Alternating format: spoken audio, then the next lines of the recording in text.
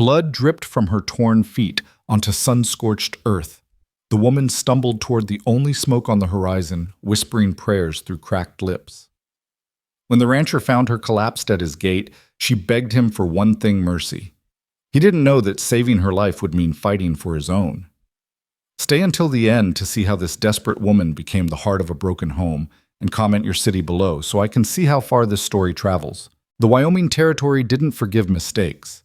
It was a land carved from rock and rage, where the sun hammered down like divine punishment and the wind carried whispers of all the souls who'd tried and failed to tame it. Out here, 100 miles from the nearest town, mercy was a luxury most folks couldn't afford. Survival was the only religion that mattered, and the faithful were few. Jonas Creed understood this truth down to his bones. He stood on the weathered porch of his ranch house that scorching July afternoon, coffee mug in hand, squinting at the endless stretch of copper-colored earth that rolled toward the horizon. 47 years old, with a face mapped by sun and sorrow, Jonas had the look of a man who'd stopped expecting good news. His shirt hung loose on a frame that had once been broader, stronger back before the war, before Sarah died, giving birth to Caleb, before the ranch became more tomb than home. The coffee had gone cold an hour ago, but he kept holding it anyway. Routine was all he had left. Caleb was in the barn, probably talking to the horses again. The boy was 8 now, with his mother's gentle eyes and a silence that worried Jonas more than he'd ever admit. Since Sarah's passing 4 years back, father and son had learned to exist in parallel lines, close, but never quite touching, speaking in gestures and grunts more than words. Jonas took another sip of bitter coffee and was about to head inside when something caught his eye. Movement. Far out where the land shimmered with heat, a dark shape wavered against the white-hot sky. At first, Jonas thought it was a coyote or maybe a deer, but the way it moved, stumbling, erratic, desperate, sent a cold thread of unease down his spine. He set the mug on the porch rail and stepped down into the dirt, one hand instinctively moving to the rifle propped beside the door. In this territory, you didn't investigate strange movements without a weapon.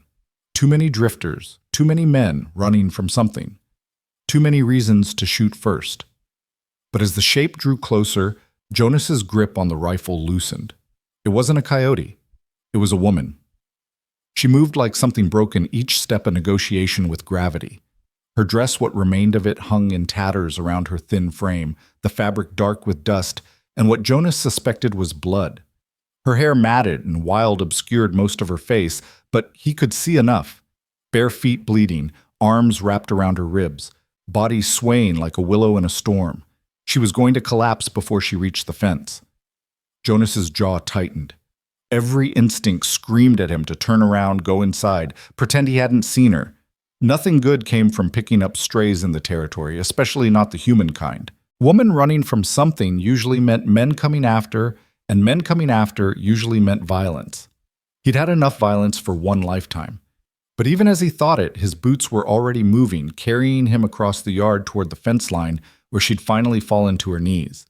He told himself he was just going to see if she was alive, nothing more. Just check. That's what a decent man would do.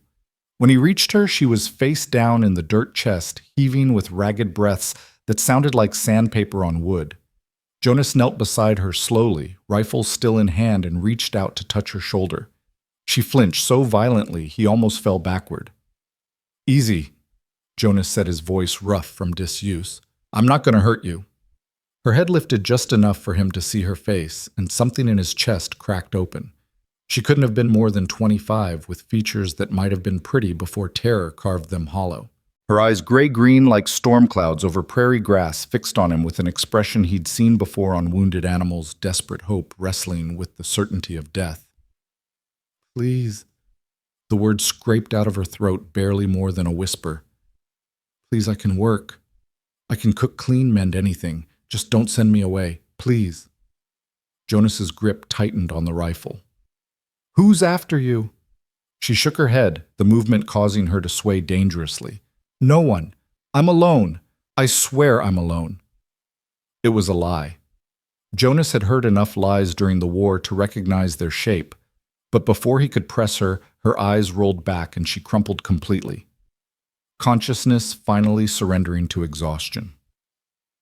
For a long moment, Jonas just stared at her crumpled form.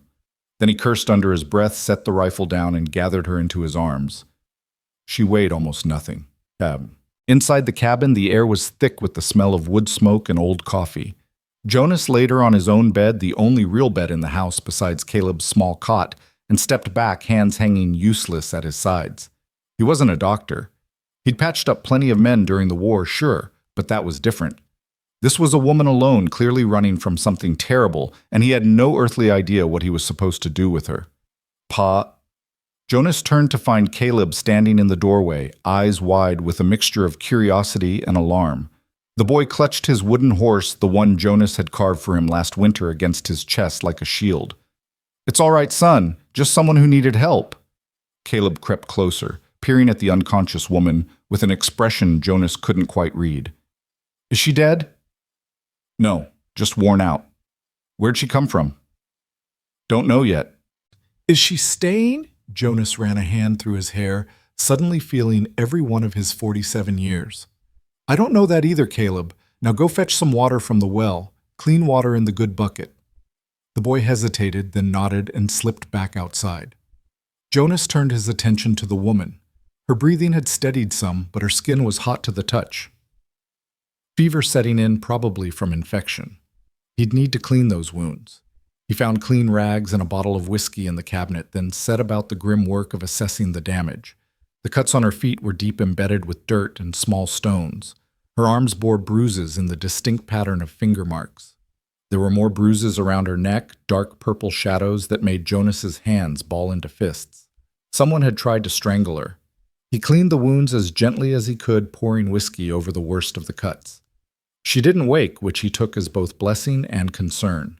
When Caleb returned with the water, Jonas used it to wipe the dirt and blood from her face, revealing more clearly the woman beneath the trauma. She was younger than he'd first thought, early 20s maybe. Despite everything, there was a delicacy to her features, high cheekbones, a straight nose, lips that probably smiled easy in better times. Her hands, though calloused and cut, had long fingers that suggested she'd done finer work than farm labor. Who was she? And more importantly, who was coming after her? Jonas didn't believe for a second that she was alone. She slept through the rest of that day and all through the night. Jonas dozed fitfully in the chair beside the bed, rifle across his lap, jerking awake at every sound. But no riders came. No voices shouted in the dark. Just the usual symphony of night creatures and wind. When dawn finally broke, painting the cabin walls with weak gray light, Jonas stood and stretched the knots from his back. Caleb was still asleep in his cot, curled around that wooden horse. The woman hadn't moved. Jonas was making coffee when he heard it, a sharp intake of breath behind him. He turned to find her sitting upright in the bed, eyes wild and searching hands gripping the blanket like it was the only thing tethering her to earth. Her gaze darted around the cabin, the rough-hewn walls, the small stove, the few pieces of simple furniture before landing on Jonas. She froze. "You're safe," Jonas said, keeping his voice low and even. "You collapsed at my fence yesterday. I brought you inside." She didn't relax. If anything, her grip on the blanket tightened. "Where am I?" "Creed Ranch. About 15 miles north of Bitter Creek, if that means anything to you." Something flickered across her face, relief maybe, or calculation. You didn't call anyone, the sheriff, or nearest sheriff is 2 days' ride. Haven't called anyone. Her shoulders dropped slightly. "Thank you." Jonas poured a cup of coffee and brought it to her, moving slowly so as not to spook her. She took it with trembling hands, wrapping her fingers around the warmth. Up close in daylight, he could see more details, the way her collarbone stood out too sharp, the hollow beneath her cheekbones, the deep exhaustion that made her look both very young and impossibly old. "What's your name?" Jonas asked. She hesitated so long he thought she might not answer. Then, Mara Lindell. "Jonas Creed. That's my boy Caleb over there." Mara's eyes slid to the sleeping child, and something in her expression softened. "He looks peaceful." "He is, mostly." Jonas pulled the chair closer and sat down, resting his elbows on his knees. "Mara, I need you to be straight with me. Who's coming after you?" The coffee cup trembled in her hands. "No one." "That's a lie." "It's not. I've been around enough running to know what it looks like. Those bruises on your neck didn't come from nowhere. Neither did the terror in your eyes." Jonas kept his voice gentle but firm. "I'm not saying you need to tell me everything, but if someone's going to show up at my door looking for you, I need to know what I'm dealing with." Mara's jaw worked like she was chewing on words too bitter to swallow. Finally, she whispered, "His name is Garrett Finch. He was my husband." I left him 3 days ago, took nothing but the clothes on my back and ran." Her voice cracked. "I know what you're thinking. That I should go to the law, tell them what he did. But Garrett owns half of Buffalo Creek. The sheriff won't touch him. No one will." Jonas's jaw tightened. He'd seen this story before, lived it in different forms. Power protecting power while the powerless bled. "He'll come looking." "Maybe." Mara met his eyes, and he saw steel beneath the fear. "But I'll be gone before he finds me. I just need a day or two to rest, get my strength back. Then I'll move on. I won't bring trouble to your door, Mr. Creed. I swear it." "Where will you go?" She shook her head. "I don't know. Somewhere. Anywhere." Jonas studied her for a long moment. He should tell her yes, that she could stay a day or two, and then she'd need to move along. That was the smart thing, the safe thing. Instead, he heard himself say, "You can work in exchange for room and board. Nothing fancy, mending, cooking, helping with Caleb. We'll see how it goes." Mara's eyes widened. You'd let me stay?" "For now. But if this Garrett Finch shows up, you don't lie to me again. Understood?" She nodded quickly, something like hope flickering across her face. Yes, I understand. Thank you, Mr. Creed. You won't regret this." Jonas wasn't so sure about that, but he also wasn't the kind of man who could turn away someone in need no matter how much trouble they might bring. God help him, he'd probably regret it. But he'd deal with that when the time came. Right so. Caleb woke up 20 minutes later and spent the entire morning staring at Mara like she was a ghost. The boy had always been shy painfully, so especially around strangers, and having a woman in the house seemed to confuse him more than anything else. Mara, for her part, moved through the cabin like she was afraid to touch anything. Despite her injuries, she insisted on helping with breakfast, limping over to the stove, and taking over the bacon Jonas had been burning. He let her mostly because he wasn't fool enough to turn down a decent meal. The bacon came out perfect. So did the eggs and the biscuits she somehow conjured from their meager supplies. "You can cook," Jonas observed, sitting down at the rough wooden table. "My mother taught me. Before—" Mara trailed off, setting a plate in front of Caleb. The boy looked at it, then at her, then back at the plate. "It's all right," she said softly. "I promise it's not poison." Caleb's eyes darted to his father. Jonas nodded, and the boy finally picked up his fork. They ate in uncomfortable silence, the only sounds the scrape of utensils on tin plates and the wind rattling the windows. Jonas watched Mara from the corner of his eye. She ate slowly, methodically, like someone who'd learned to make food last. When she thought no one was looking, she slipped a biscuit into her pocket. Jonas pretended not to notice. After breakfast, he showed her around the ranch such as it was. The barn with its 4 horses and 2 dairy cows. The chicken coop that Caleb was supposed to tend but often forgot. The small vegetable garden that was more weeds than vegetables. The fence line that needed constant mending. The well that ran cold and clear even in the driest summers. "It's not much," Jonas said, aware of how shabby it all must look to fresh eyes. "But it's honest work." "It's beautiful," Mara said, and she sounded like she meant it. "Peaceful." Jonas snorted. "Peaceful. That's one word for it." They walked back toward the house, and Jonas noticed she was favoring her left foot. "You should rest. Those cuts need time to heal." "I'm fine." "You're limping." "I said I'm fine." There was an edge to her voice now, a stubbornness that reminded Jonas of a cornered animal. "You're letting me stay. The least I can do is earn my keep." Jonas recognized that tone. It was the sound of someone who'd learned that accepting help always came with a price. He let it go. "Suit yourself.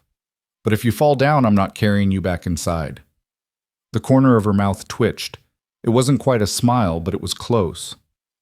"Fair enough." Mountain. The days fell into a rhythm. Mara rose with the sun and had coffee brewing before Jonas finished his morning chores. She mended shirts with tiny, precise stitches that put his rough repairs to shame.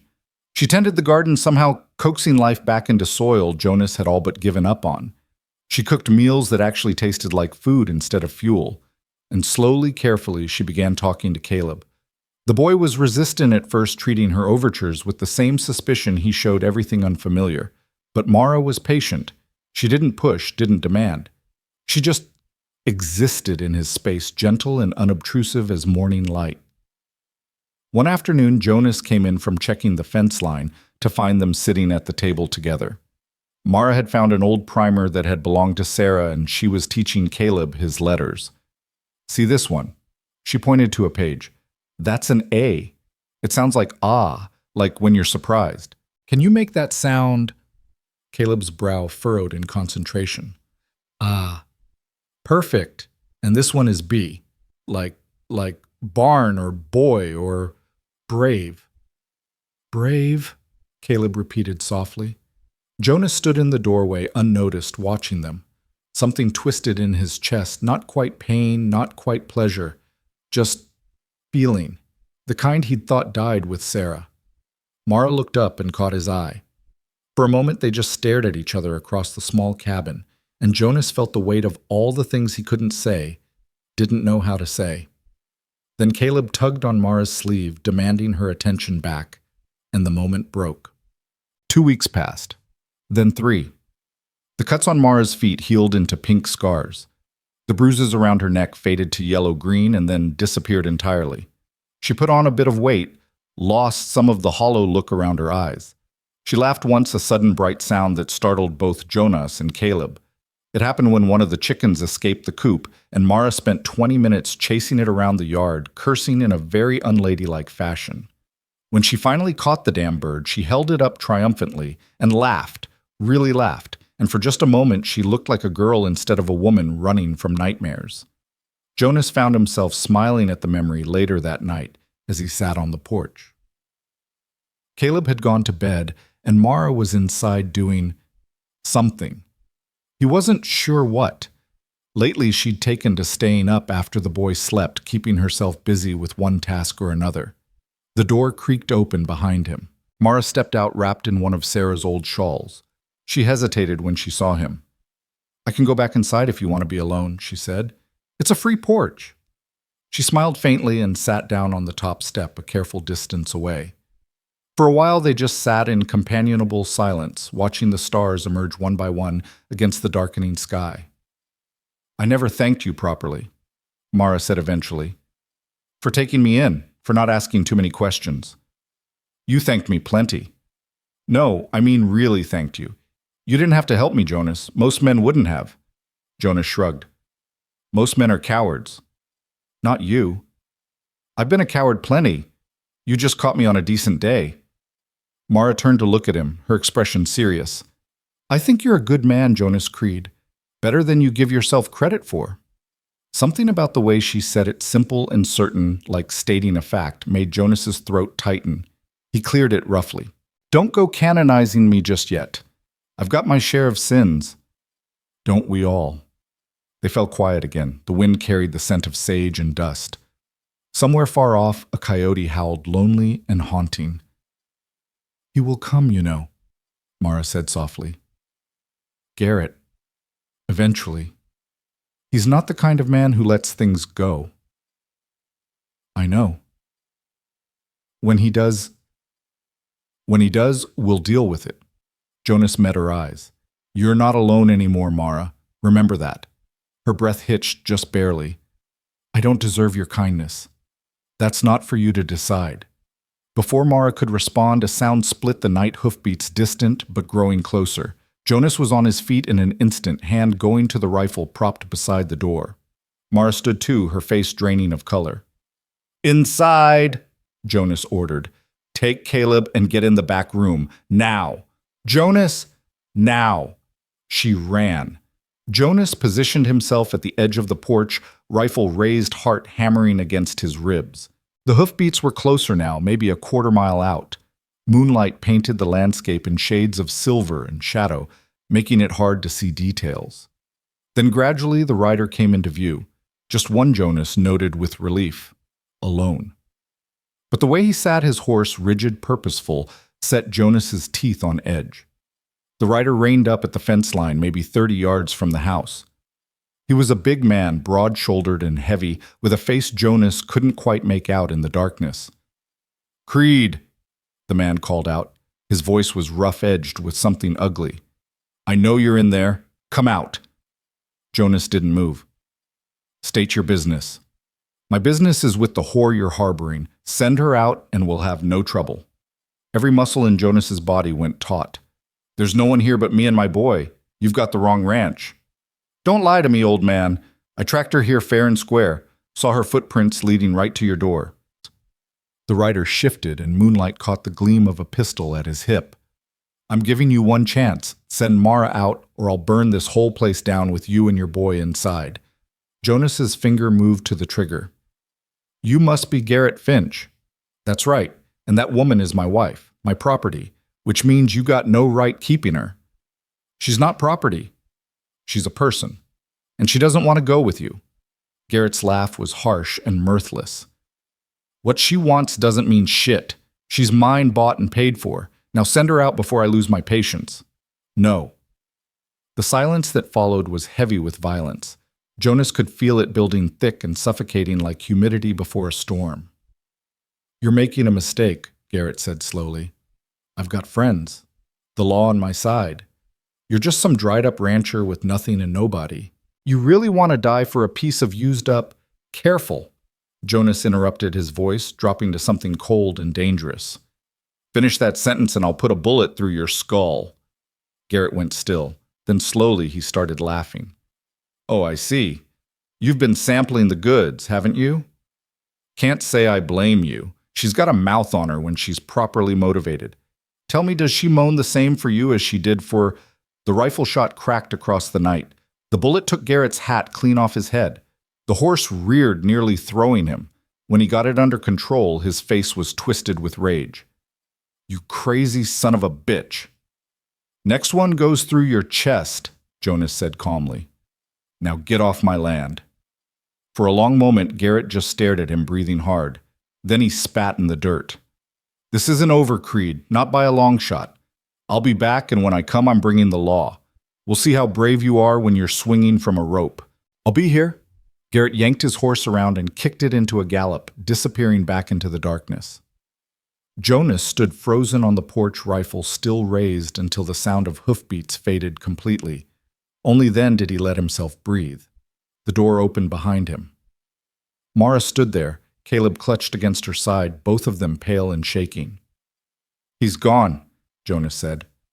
Mara's knees buckled. Jonas caught her before she hit the ground, and suddenly she was sobbing against his chest, great heaving sobs that shook her entire body. Jonas held her awkwardly, one arm still holding the rifle, unsure what to do. "I'm sorry," Mara gasped between sobs. "I'm so sorry. I should have left. I should have—" "Hush now. You're not going anywhere." "But he'll come back. He'll bring others. He'll—" "Let him." Jonas's jaw set with grim determination. "I meant what I said, Mara. You're not alone. Not anymore." Caleb, still pressed against Mara's side, looked up at his father with wide eyes.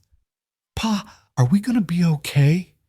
Jonas looked at his son, at the terrified woman in his arms, at the darkness beyond his fence that held God only knew what horrors. "Yeah, son," he said, hoping it was true. "We're going to be just fine." Sleep didn't come easy that night for any of them. Jonas sat in his chair by the window, rifle across his lap, watching the darkness for any sign of movement. Mara and Caleb huddled together in Jonas's bed. He'd insisted despite her protests while he kept vigil. The hours crawled past like wounded animals. As dawn finally began to gray the eastern sky, Jonas allowed himself to relax slightly. Garrett wouldn't come back tonight, he reasoned. The man would regroup, gather his strength, plan his next move. They had time. Not much, but some. Jonas stood and stretched his back, protesting loudly. He was getting too old for all-night vigils. Hell, he was too old for most things these days. Soft footsteps behind him. Mara appeared in the doorway, hair mussed from restless sleep, Sarah's nightgown hanging loose on her thin frame. "You should have woken me," she said quietly. "Taken a turn resting." "I'm fine. You're exhausted." "I've been more tired." Mara moved to stand beside him at the window, both of them staring out at the empty prairie. The sun was rising now, painting the sky in shades of pink and gold, beautiful and indifferent to the violence of the previous night. "I should go," Mara said, "before he comes back, before someone gets hurt." "You'd just be trading one danger for another. At least here you've got walls, protection." "Jonas, you can't fight the law. If Garrett brings the sheriff, then I'll deal with the sheriff too." "You can't—" "Mara." Jonas turned to face her fully. "Listen to me. I've spent the last 4 years just existing, going through the motions, living but not really alive, you understand. Then you showed up half dead at my fence and something in this house woke up. I'm not letting that go. I'm not letting you go. Not without a fight." Mara's eyes filled with tears.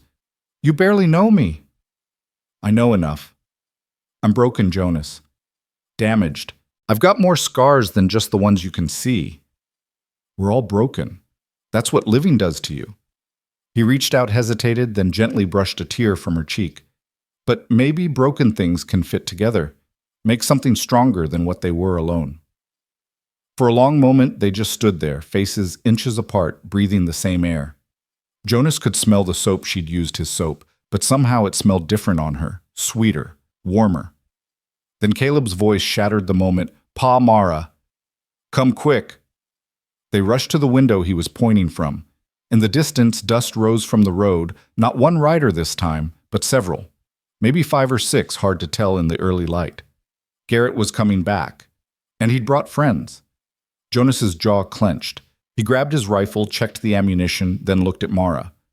"Get Caleb and hide in the root cellar. There's a bar on the inside. Don't open it for anyone but me." "What are you going to do, Aunt?" "What I have to." "Jonas." He cupped her face in his hand, rough and calloused against her soft skin. "Trust me." She searched his eyes for a long moment, then nodded. "Come back." "I will." She grabbed Caleb and disappeared toward the back of the house. Jonas heard the cellar door open and close, the sound of the bar sliding into place. Good. They'd be safe there, at least for a while. He turned back to the window and watched the riders approach. 6 of them, just as he'd thought.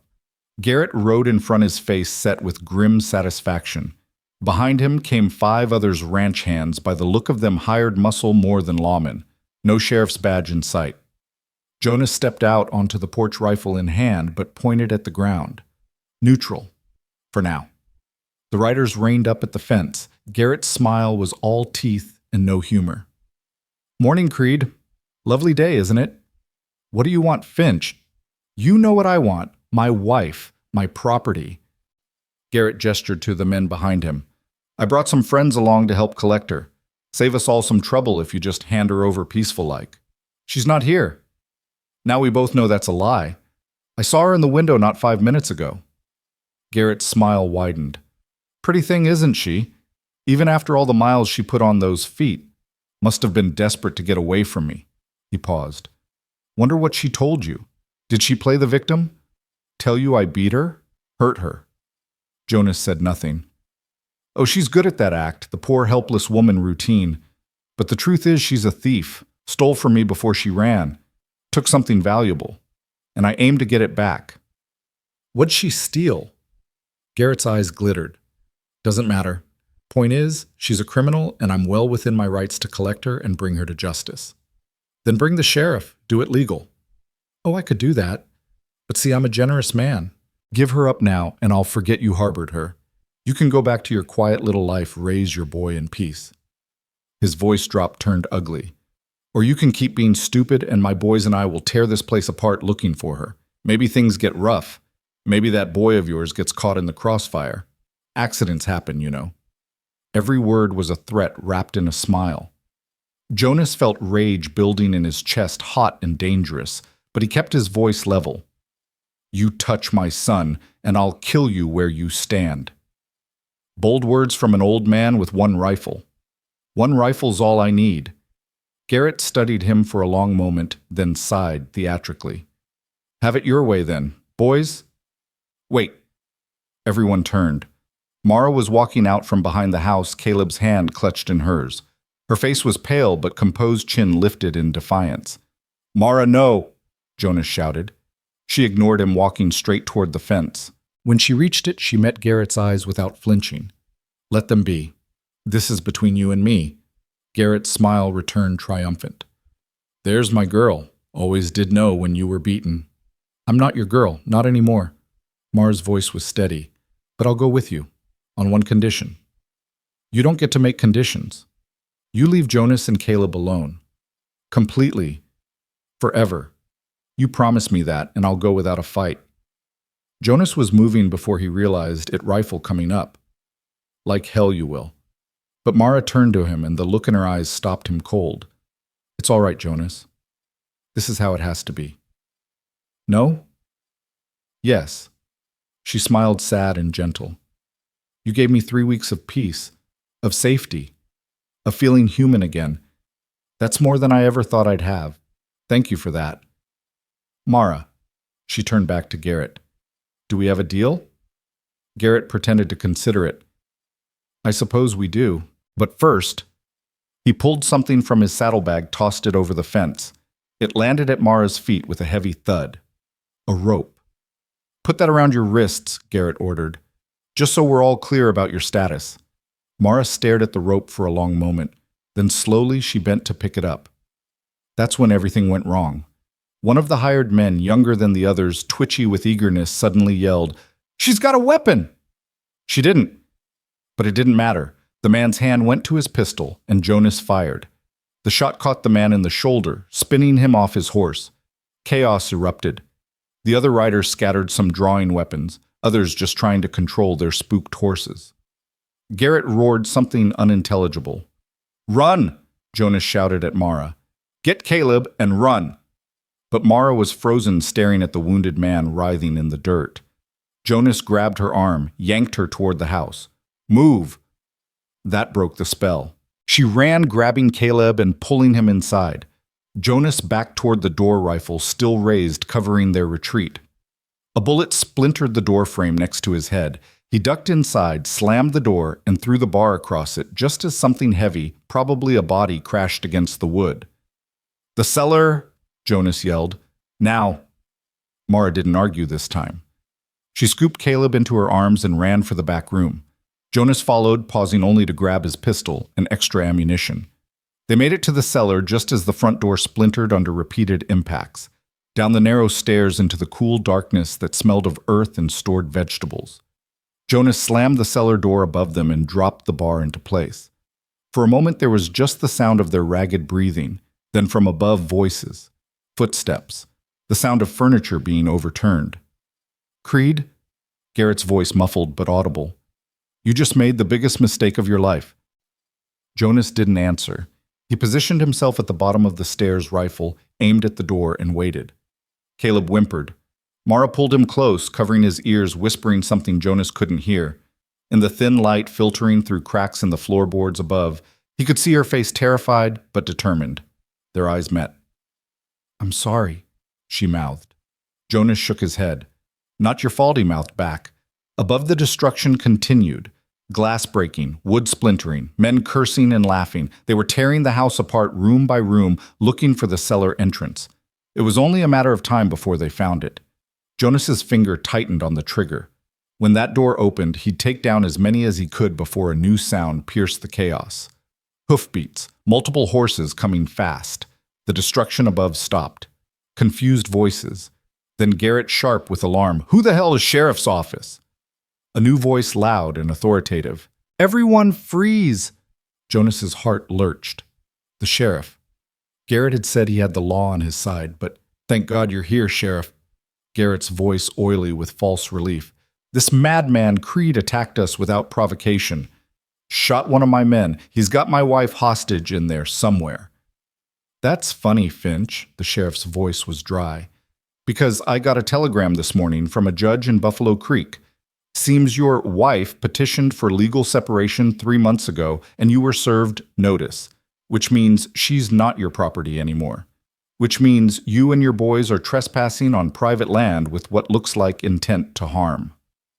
Silence. Then, now, Sheriff, you know how women are. She didn't know what she was. I know what I see.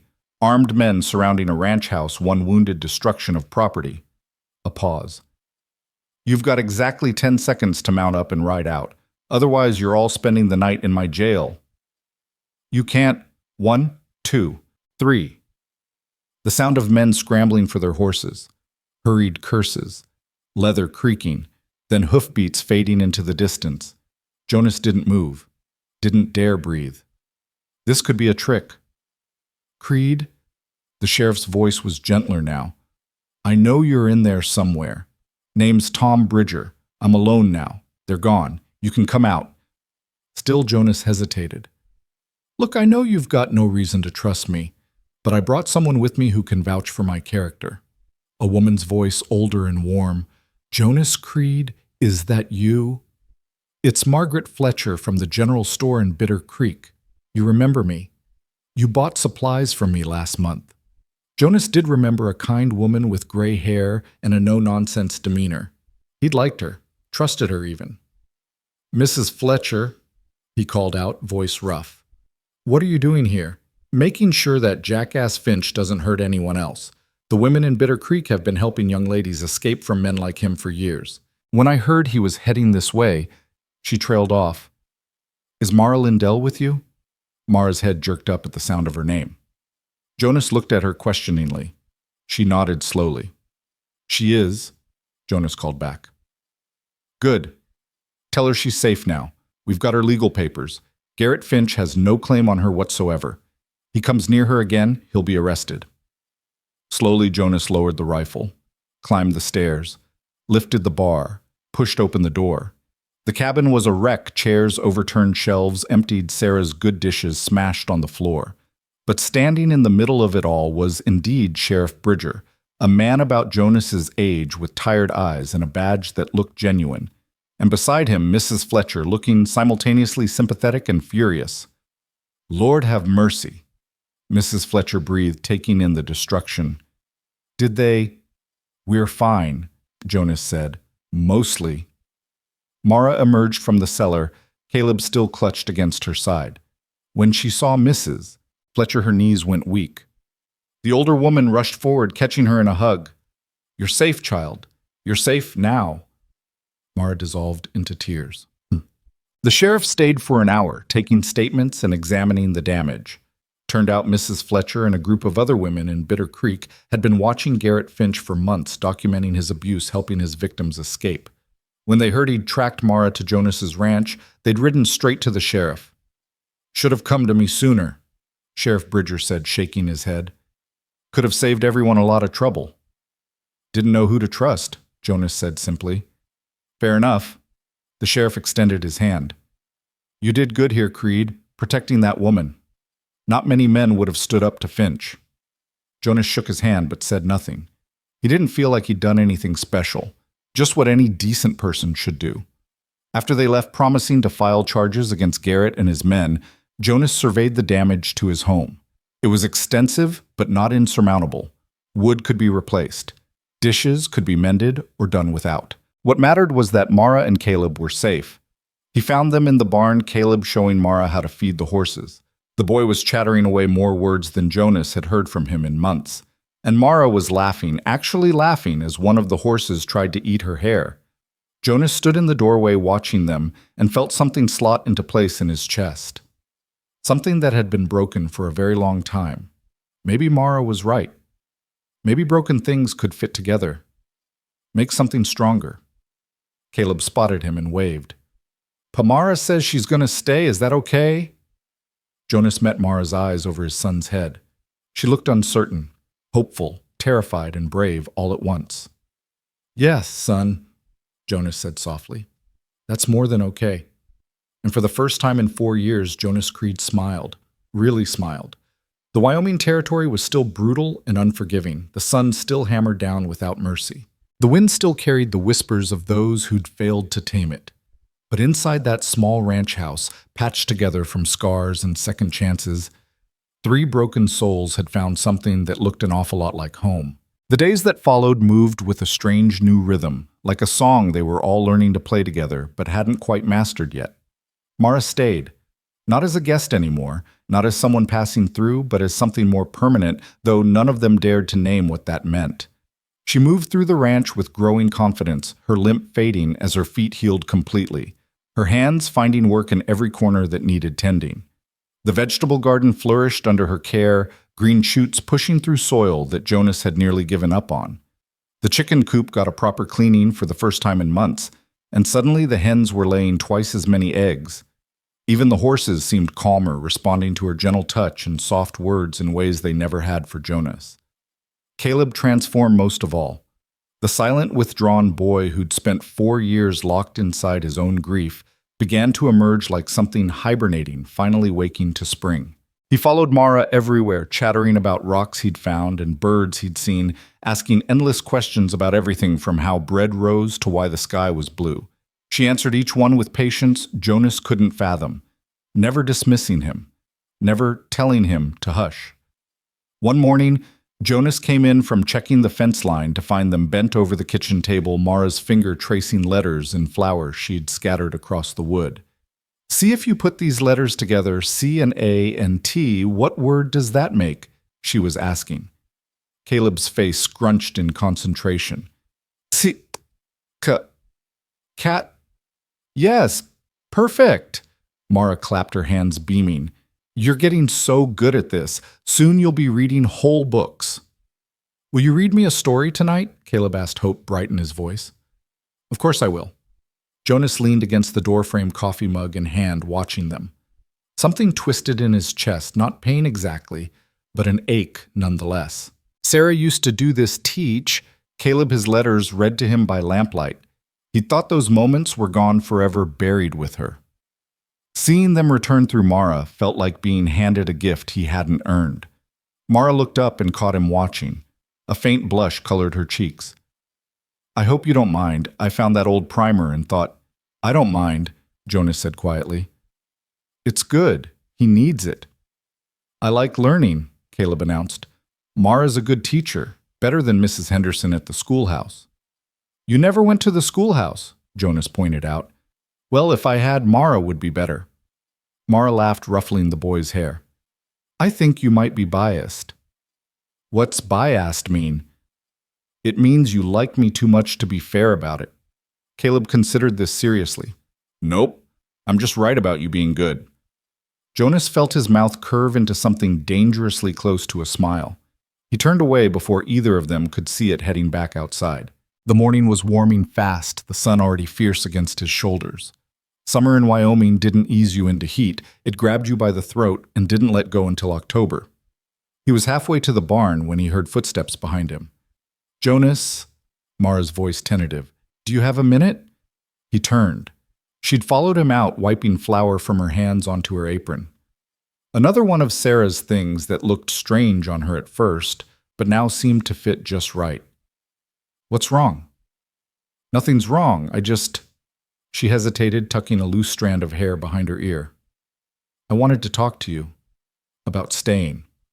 Jonas's stomach tightened. "You said you wanted to stay." "I do. But I don't want you to feel obligated. You've already done so much for me, and I know this isn't— I mean, we never really discussed what this arrangement is supposed to be. Long term. What do you want it to be?" The question seemed to catch her off guard. She blinked, opened her mouth, closed it again. "I want to be useful, to earn my keep. I don't want to be a burden." "You're not a burden." "But I'm not family either. I'm just—" She trailed off, struggling for words. "I don't know what I am here, Jonas, and I think we need to figure that out." Jonas studied her face, the way worry creased her forehead, the uncertainty in her eyes. She'd put on weight in the past few weeks, lost that hollow, haunted look. She smiled more now, laughed more. But underneath it all, he could still see the fear, the expectation that this peace couldn't last, that eventually someone would take it away. He understood that fear. He'd lived with it himself for years. Your family, he said simply. If you want to be, that's what you are. Her eyes widened. Jonas, I'm not good with words, Mara. Never have been. But you've brought life back to this place. To Caleb, to... He stopped, swallowed hard. To me. I don't want you to leave. And it's not about obligation or keeping. It's about wanting you here. Silence stretched between them, heavy with things unsaid. A hawk cried somewhere overhead. The wind rustled through the tall grass, carrying the scent of sage and summer. I want to be here too, Mara whispered finally. More than I've wanted anything in a long time. I just needed to know that it was okay. That I wasn't imposing. You could never impose.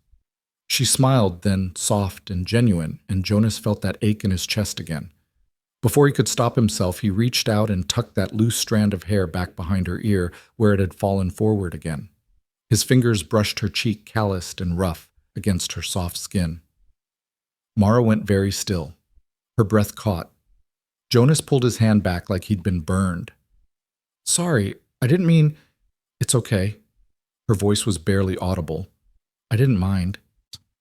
They stared at each other for a heartbeat longer, and Jonas felt the weight of possibility hanging between them like morning mist. Then Caleb's voice rang out from inside the house. Mara, can we make cookies? And the moment shattered. Mara laughed, shaky but real. He'll burn the house down if I leave him alone too long. Yeah, go. She turned to leave, then paused and looked back over her shoulder. Thank you, Jonas, for everything. He nodded, not trusting his voice. She disappeared back inside, and Jonas stood alone in the yard, feeling like he'd just stepped off a cliff and was still waiting to see if he'd fly or fall. The weeks continued their strange, steady march. Jonas found himself watching Mara more than he should, the way she hummed while she worked, the way she absently tucked her hair behind her ear, the way she laughed at Caleb's terrible jokes with genuine delight. He told himself it was just appreciation, just gratitude for how much she'd helped. But late at night, lying in his cot in the barn where he'd moved so she could have the bedroom, he knew it was something more complicated than that. He was falling for her. Maybe had been since the moment he'd lifted her broken body from the dust. And that terrified him more than any threat Garrett Finch could make. One afternoon in late August, the heat so thick you could chew it. Jonas was repairing the fence on the north pasture when he heard a wagon approaching. He straightened hand, instinctively moving to the rifle propped against the fence post, then relaxed when he recognized the driver. Mrs. Fletcher from Bitter Creek, her gray hair pinned up severely, her face shaded by a wide-brimmed hat. She pulled the wagon to a stop and climbed down with surprising agility for a woman her age. Mr. Creed, she greeted him with a nod. Hot enough for you? Yes, ma'am. What brings you out this way? Wanted to check on our young Mara. Make sure she's settling in all right. Mrs. Fletcher's sharp eyes swept over the ranch, taking in the tended garden, the freshly repaired barn door, the clean chicken coop. Looks like she's been busy. She works hard, too hard sometimes. Good women usually do. She pulled a basket from the wagon. Brought some preserves and bread, and some news you both should hear. Jonas's jaw tightened. About Finch. Among other things. Is Mara inside? They found her in the kitchen with Caleb, both of them covered in flour, laughing over some mishap with biscuit dough. The laughter died when they saw Mrs. Fletcher replaced by worry. It's all right, child, the older woman said quickly. Nothing bad, but we should talk. They sat around the kitchen table Caleb sent outside to play despite his protests. Mrs. Fletcher poured coffee for everyone before she began. Garrett Finch left the territories, she said without preamble. Packed up 3 days ago and headed east. Word is he's got business troubles, debts. He can't pay people looking for money he owes. Couldn't afford to stick around fighting a legal battle he was going to lose anyway. Mara's hand trembled around her coffee cup. He's really gone. He is. And good riddance. Mrs. Fletcher reached across the table and squeezed Mara's hand. You're free, dear. Truly free. No more looking over your shoulder. The relief on Mara's face was so profound it hurt to look at.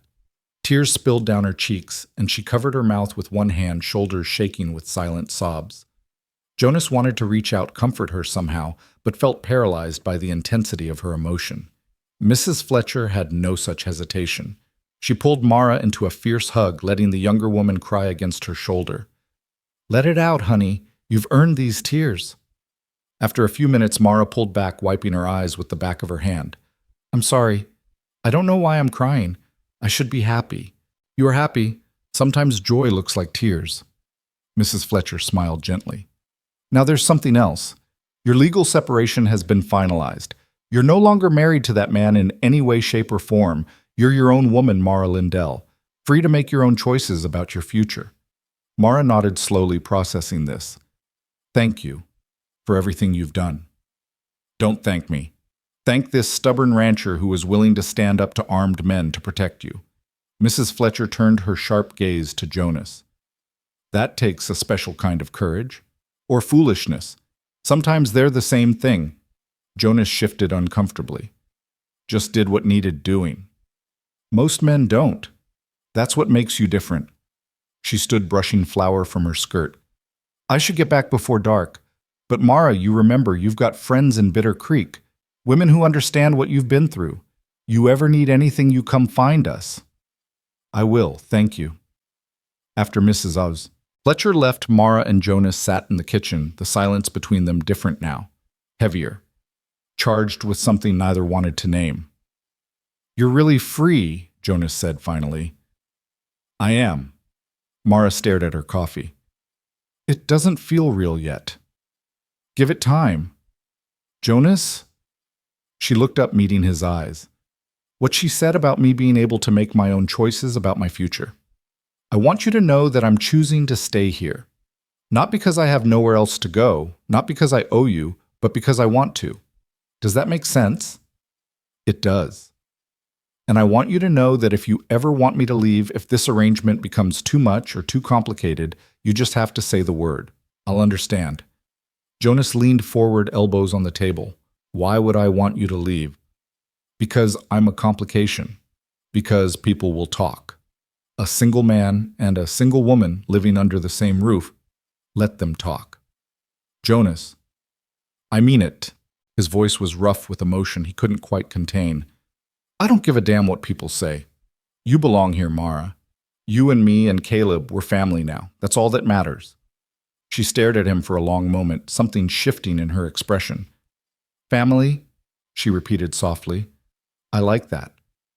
"Good. Then it's settled." But even as he said it, Jonas knew it wasn't that simple, because what he felt for Mara wasn't just familial affection or gratitude. It was something deeper, more dangerous, something that kept him awake at night and made his chest ache during the day, something he had no right to feel and even less right to act on. Sarah had been dead 4 years, but the ghost of his marriage still haunted every corner of this house, and Mara was just beginning to heal from wounds Garrett Finch had inflicted. The last thing either of them needed was to complicate their fragile peace with messy emotions neither was ready to handle. So Jonas pushed those feelings down deep and told himself he was content just having her near. It would have to be enough. The summer blazed into September, the heat finally beginning to ease into something almost bearable. Jonas and Mara fell into a comfortable routine, their lives interweaving like threads in a tapestry. She rose early to start breakfast while he handled the morning chores. They worked side by side during the day, mending fences, tending animals, maintaining the endless small repairs that ranch life demanded. In the evenings, after Caleb went to bed, they'd sit on the porch and talk about everything and nothing, the darkness making it easier to share things they couldn't say in daylight. Jonas learned that Mara's father had been a school teacher, that she'd grown up in Philadelphia, surrounded by books and culture, before everything fell apart. Her mother died when she was 16. Her father drank himself into an early grave 2 years later, and she'd been alone and desperate when Garrett Finch came along with his promises of security and stability. "I thought I was so lucky," she told him one night, voice bitter with old pain. "A wealthy man wanting to marry me, take care of me. I didn't realize until too late that take care of meant own completely. It wasn't your fault. I know that now, but for a long time I thought it was. Thought I'd done something to deserve it." She hugged her knees to her chest. "You helped me see that I didn't, that I deserved better." Jonas wanted to tell her she deserved everything, kindness, safety, love that didn't leave bruises. but the words stuck in his throat too big and too honest to speak aloud. Mara in turn learned about Jonas's past, about growing up on a ranch in Montana, about joining the cavalry and seeing horrors in the war that still visited him in nightmares, about meeting Sarah at a dance in Laramie, falling fast and hard, marrying her after knowing her just 3 months. She was everything I wasn't, he said quietly. Gentle, educated, believed in the goodness of people even when they gave her no reason to. He paused, throat tight. Dying the way she did, giving birth to Caleb, it broke something in me. I couldn't look at my son without seeing what it cost to bring him into the world. And now I see him as his own person, see that he's strong and smart and has her kindness in him. Jonas looked at Mara. You helped me see that. They sat in silence after that, shoulders nearly touching, but not quite the space between them humming with tension neither acknowledged. One morning in early October, Jonas woke to the sound of laughter. Real genuine laughter echoing from inside the house. He pulled on his boots and stumbled inside to find Mara and Caleb dancing around the kitchen floor, everywhere music coming from Mara's humming. What's all this? Jonas asked, fighting a smile. It's Caleb's birthday, Mara announced, beaming. He's 9 years old today. We're making a cake to celebrate. Jonas froze. He'd forgotten. In all the chaos and change of the past few months, his own son's birthday had slipped his mind completely. Shame washed over him, hot and acidic. Caleb didn't seem to notice his father's distress. Look, Pamara's teaching me to crack eggs without getting shells in them. That's good, son. Jonas's voice came out rough. He met Mara's eyes over the boy's head, and the understanding he saw there nearly undid him. Why don't you go wash up for breakfast? Mara told Caleb gently. Your pa and I will finish the cake. Caleb scampered off, leaving them alone. Mara turned to Jonas, her expression soft. He doesn't remember his birthday, Jonas. He told me this morning that he wasn't sure what day it was, but I found Sarah's Bible with the date written inside. I should have remembered. You had a lot on your mind. It's okay. It's not okay. He's my son and I forgot. Jonas, she crossed to him, placed a flour-dusted hand on his arm. You're a good father. One mistake doesn't change that. And look, she gestured to the messy kitchen, the half-mixed cake batter, the joy still lingering in the air. He's happy. That's what matters. Jonas looked at her, really looked at her. Flour in her hair, a smudge on her cheek, eyes bright with determination to make this day special for a boy who wasn't even her own. And something in him simply gave way. Before he could stop himself, he reached up and cupped her face in his hands.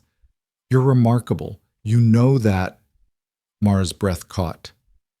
Jonas, I mean it. You came here broken and bleeding, and instead of just healing, you've been healing everyone around you. Me, Caleb, this whole damn house. I'm not... He kissed her. It was soft and brief, barely more than a brush of lips, but it sent shockwaves through both of them. When he pulled back, Mara was staring at him with wide eyes, mouth slightly open in surprise. I'm sorry, Jonas said, immediately dropping his hands and stepping back. I shouldn't have, that was... Don't apologize. Her voice was shaky but firm. Just don't apologize. I wasn't thinking... Jonas, stop. She moved closer, eliminating the space he'd put between them. I've been wanting you to do that for weeks. I just didn't think you felt the same way. His heart hammered against his ribs. You wanted... Yes. She smiled, tremulous but genuine. Is that so surprising? I'm 17 years older than you. I've got more baggage than a train station. I'm not... You're exactly what I want, Mara interrupted. Scars and all. They stood there in the flour-dusted kitchen, staring at each other like teenagers discovering attraction for the first time. Jonas wanted to kiss her again properly this time, but Caleb's footsteps were already thundering back down the hall. We'll talk about this later, Jonas said quickly. Promise? Promise. The rest of the day passed in a blur of celebration. They finished the cake lopsided and imperfect but delicious. Jonas gave Caleb a new pocket knife he'd been saving, and Mara presented him with a shirt she'd sewn in secret, perfectly fitted and sturdy. Caleb wore it all day, refusing to take it off, even when he got it dirty playing in the yard. That evening, after the boy finally fell asleep clutching his new knife, Jonas found Mara on the porch. She'd wrapped herself in a shawl against the October chill, staring up at a sky full of stars. He sat down beside her, and this time he let their shoulders touch. "Thank you," he said quietly, "for remembering, for making today special. He's a good kid. He deserves to feel special. So do you." She turned to look at him, and in the moonlight she was breathtaking. "Jonas, about what happened this morning. I meant what I said, about wanting to kiss you, about you being remarkable." He took her hand, threading their fingers together. "But I need you to understand something. I'm not good at this. At feelings and words and romance. Sarah used to get so frustrated with me for being too closed off, too reserved. I don't want to disappoint you." "You couldn't disappoint me." Mara squeezed his hand. "I don't need poetry or grand gestures, Jonas. I just need honesty. I need to know where I stand with you." "You stand right here." He lifted their joined hands. "Right beside me, if you want to." "I do want to. But I need to know, is this just gratitude or loneliness? Because I can't—" Her voice cracked. "I can't be with someone who's just trying to fill a void. I've been that before with Garrett. I won't do it again." Jonas turned to face her fully, his free hand coming up to touch her cheek. "This isn't gratitude or loneliness. This is me terrified out of my mind, wanting something I didn't think I'd ever want again. You make me feel alive, Mara, like maybe there's more to life than just surviving day to day." Tears gathered in her eyes. "I feel the same way, but I'm scared." "Me too. What if we ruin everything? What we have now, the peace, the family feeling, what if trying to be more destroys all of that? Or what if it makes it better?" Jonas leaned forward until their foreheads touched. "I can't promise I won't mess this up. Probably will, knowing me. But I promise I'll try. To be better. To be worthy of you." "You already are." She closed the distance between them, kissing him with a tenderness that made his chest ache. This kiss was longer, deeper, full of promise and hope, and the terrifying vulnerability of two wounded people choosing to risk their hearts one more time. When they finally pulled apart, both breathing hard, Mara laughed softly. "I really didn't expect this when I stumbled up to your fence back in July." "Neither did I, but I'm glad you did. Even with all the trouble I brought, especially with all the trouble." Jonas tucked a strand of hair behind her ear, a gesture that was becoming familiar, comforting. "You brought life back to this place, to me. That's worth any amount of trouble." They sat together in the cool October night, hands joined, shoulders touching, and for the first time in years, Jonas felt something he'd almost forgotten: hope for the future. The weeks that followed brought subtle changes to their dynamic. Jonas moved back into the house, giving Mara the room that had been Sarah's, and taking the small room that served as an office. It was proper, respectable, though they both knew the arrangement was temporary, a bridge to something more permanent that neither was quite ready to name yet. They were careful around Caleb, not wanting to confuse or upset him. But the boy was perceptive, noticing the way his father smiled more, the way Mara's eyes lit up when Jonas entered a room, the way they found excuses to touch in passing a hand on a shoulder, fingers brushing while passing plates at dinner. One evening, as Mara was tucking him into bed, Caleb looked up at her with serious eyes. "Are you going to be my new mama?" Mara's heart stuttered. That's a complicated question, sweetheart." "Why?" "Because I'm not trying to replace your mama. She'll always be your mama, and no one can change that." "I know." Caleb considered this. "But you could be my other mama, the one who's here now." Tears pricked Mara's eyes. "Would you want that?" "Yeah." He said it simply matter-of-factly, like it was the most obvious thing in the world. "You make Pa happy, and you make good cookies, and you teach me stuff. That seems like mama things." Mara laughed through her tears. "Those do seem like mama things. So can you. That's something your pa and I would need to talk about. It's a big decision." "Okay, but I hope you say yes." He yawned, eyes already drooping. "I like having you here." "I like being here too." She kissed his forehead and slipped out, nearly colliding with Jonas in the hallway. From the look on his face, he'd heard everything. "I didn't mean to overstep." Mara said quickly. I should have. You didn't overstep. Jonas pulled her close, wrapping his arms around her. He's right, about all of it. Mara rested her head against his chest, listening to the steady beat of his heart. This is moving fast. We don't have to rush anything. We can take our time, figure things out as we go. But what if... Mara. He pulled back enough to look at her face. Stop waiting for the other shoe to drop. Not everything good ends in pain. In my experience, it does. Then let me show you different. He kissed her forehead, her cheeks finally, her lips. Let me prove that good things can last. She wanted to believe him. God, how she wanted to believe him. But years of pain had taught her to be cautious, to protect her heart, to expect disappointment.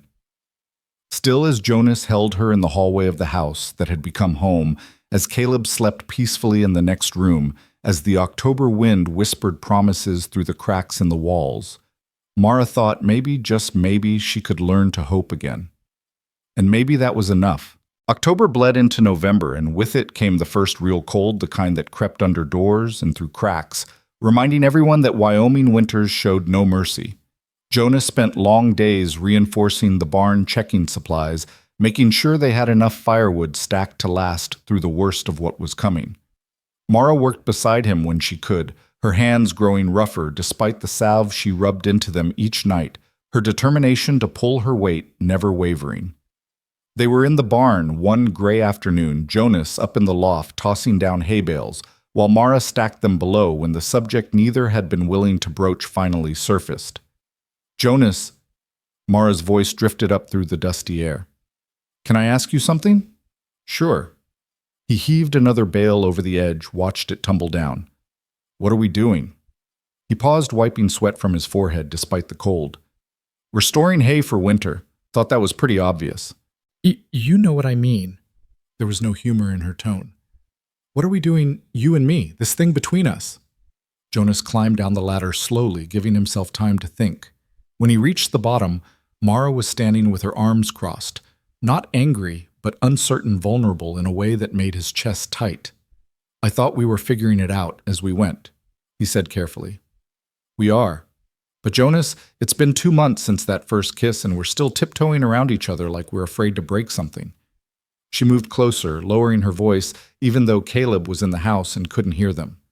I need to know if this is real for you, if I'm just convenient, or if you actually want a future with me. Jonas felt the words land like physical blows. Convenient? You think I don't know what to think. You kiss me in the shadows when Caleb's not looking. You hold my hand on the porch at night, but during the day you barely touch me.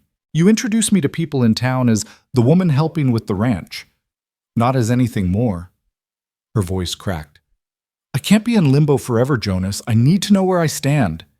He stared at her, seeing the fear and frustration warring in her expression, and realized with sudden clarity how badly he'd been handling this. He'd been so focused on not rushing her, on giving her space to heal, that he'd never stopped to consider she might interpret his caution as indifference. You're right, he said quietly. I've been a coward about this. I'm not calling you a coward. No, I am one. Because I've been terrified of asking for what I want, of pushing too hard and losing you. He closed the distance between them, taking her hands in his. Mara, I want to marry you. The words hung in the cold air between them. Mara's eyes went wide, her mouth opening and closing without sound. I know it's fast, Jonas continued the words, tumbling out now that he'd started. I know you're barely free of your last marriage. I know people will talk, but I don't care about any of that. I love you. I want you here permanently, not as hired help or a guest, but as my wife, Caleb's mother, my partner in everything. He paused, searching her face. But if you need more time, if you're not ready, I understand. I'll wait as long as you need. Mara was crying now, tears streaming down her cheeks. You love me. Of course I love you. Thought that was obvious. You never said it before. I know. I'm saying it now. He reached up, wiping tears from her face with his thumbs. I love you, Mara Lindell. Have probably loved you since you collapsed at my fence, looking half dead but still too proud to beg. You've made me feel things I thought died with Sarah. Made me remember what it's like to want something beyond just surviving. So yes, I'm asking you to marry me, even though I don't have a ring or fancy words or... She kissed him, cutting off his rambling. When she pulled back, she was laughing and crying at the same time.